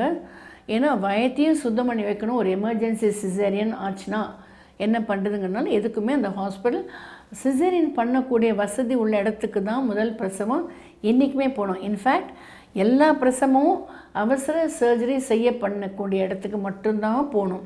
நான் நிறைய பேர் பார்த்தாச்சு. ஒரு கிராமத்தில் வந்து டெலிவரி ஆகிட்டு முடியலன்னு சொல்லி பிரசவ ஹாஸ்பிட்டல் கூட்டிட்டு போகிறதுக்குள்ள 1 hour 2 hours குழந்தை வயிற்றுக்குள்ளே இறந்து போயிடும். அங்கே பொறிச்ச குழந்தை வந்து எடுத்த உடனே இறந்து போயிடும். இல்லைன்னா மூளை மங்கி இருக்கும், இல்லைன்னா செரிபெல்லா பால்சி நடக்க முடியாது. இது வந்து ரொம்ப பெரிய மன்னிக்க முடியாத குற்றம். அந்த தாய் தந்தை தாத்தா பாட்டி எல்லாருமே பெரிய பாவம் செய்கிறாங்கன்னு அர்த்தம். ஸோ தயவு செய்து நீங்கள் வீட்டில் பார்த்துக்கிறது அதெல்லாம் அந்த காலத்தில் முடிஞ்சது. இப்போ வசதி இருக்கும்போது ஏன் நீங்கள் அதை மிஸ் பண்ணணும்? அதனால் சிசேரியன் பண்ணக்கூடிய இடத்துக்கு தான் டெலிவரி போனோம். ஸோ அந்த ஸ்டேஜில் வந்து எல்லாம் பெட்டி படுக்கையோடு எல்லாத்தையும் எடுத்துகிட்டு அங்கே போகணும். அந்த ஃபஸ்ட்டு ஸ்டேஜில் வந்து உங்களுக்கு வலி வந்து நெளிஞ்சு படுத்துட்டு கொஞ்சம் கொஞ்சமாக அந்த கர்ப்பப்பை வாய் வந்து திறக்க ஆரம்பிக்கும். அந்த திறக்க ஆரம்பிக்கிறச்சே ஃபுல் டைலட்டேஷன் வரைச்சி உங்களுக்கு முக்கணும் போல் ஒரு ஃபீலிங் ஏற்படும். அதாவது ஸ்ட்ரெயின் பண்ணணும் போல். அது எதனால் நான் அப்படி சொல்கிறேன், நீங்கள் ஸ்ட்ரெயின் பண்ணுறது அந்த பிரசவ வலி வந்து உங்களுக்கு அந்த நான் சொன்னேன் கண்ட்ராக்ஷன் ரிட்ராக்ஷன், அந்த கர்ப்பப்பை வந்து அமுங்கி கண்ட்ராக்ட் ஆகிட்டு அப்புறம் திருப்பி ஒரிஜினல் நிலைக்கு போகாதுங்கிறதுனால அது தலையை வந்து புஷ் பண்ண ஆரம்பிக்கும். ஸோ எப்படி குழந்தை வருது நெக்ஸ்ட் டைம் பார்க்கலாமா? I tell you next time. Alright. எனவே வியூவர்ஸ், இன்னைக்கு நம்ம 100வது நாளான புத்தம் புது காலை நிகழ்ச்சியில் வந்திருந்த எல்லா செக்மெண்ட்ஸையும் பார்த்து பயங்கர என்ஜாய் பண்ணியிருப்பீங்கன்னு நினைக்கிறோம். இத்தனை நாள் இந்த எபிசோட்ஸ் எல்லாம் ரொம்பவே சக்ஸஸ்ஃபுல்லாக போனதுக்கு நேர்களாகி நீங்கள் தான் காரணம். இதே மாதிரி நிறைய நல்ல விஷயங்களை டெய்லி மார்னிங் உங்ககிட்ட தொகுத்து வழங்கணும் தான் நாங்கள் 2 பேருமே ஆசைப்படுறோம். இதே மாதிரி வேற ஒரு இன்ட்ரெஸ்டிங்கான செக்மெண்ட்ஸோட உங்களை நாளைக்கு வந்து சந்திக்கிறோம். Until then, this is Kritika and Jeevitha telling bye from புத்தம் புது காலை. Bye. Thank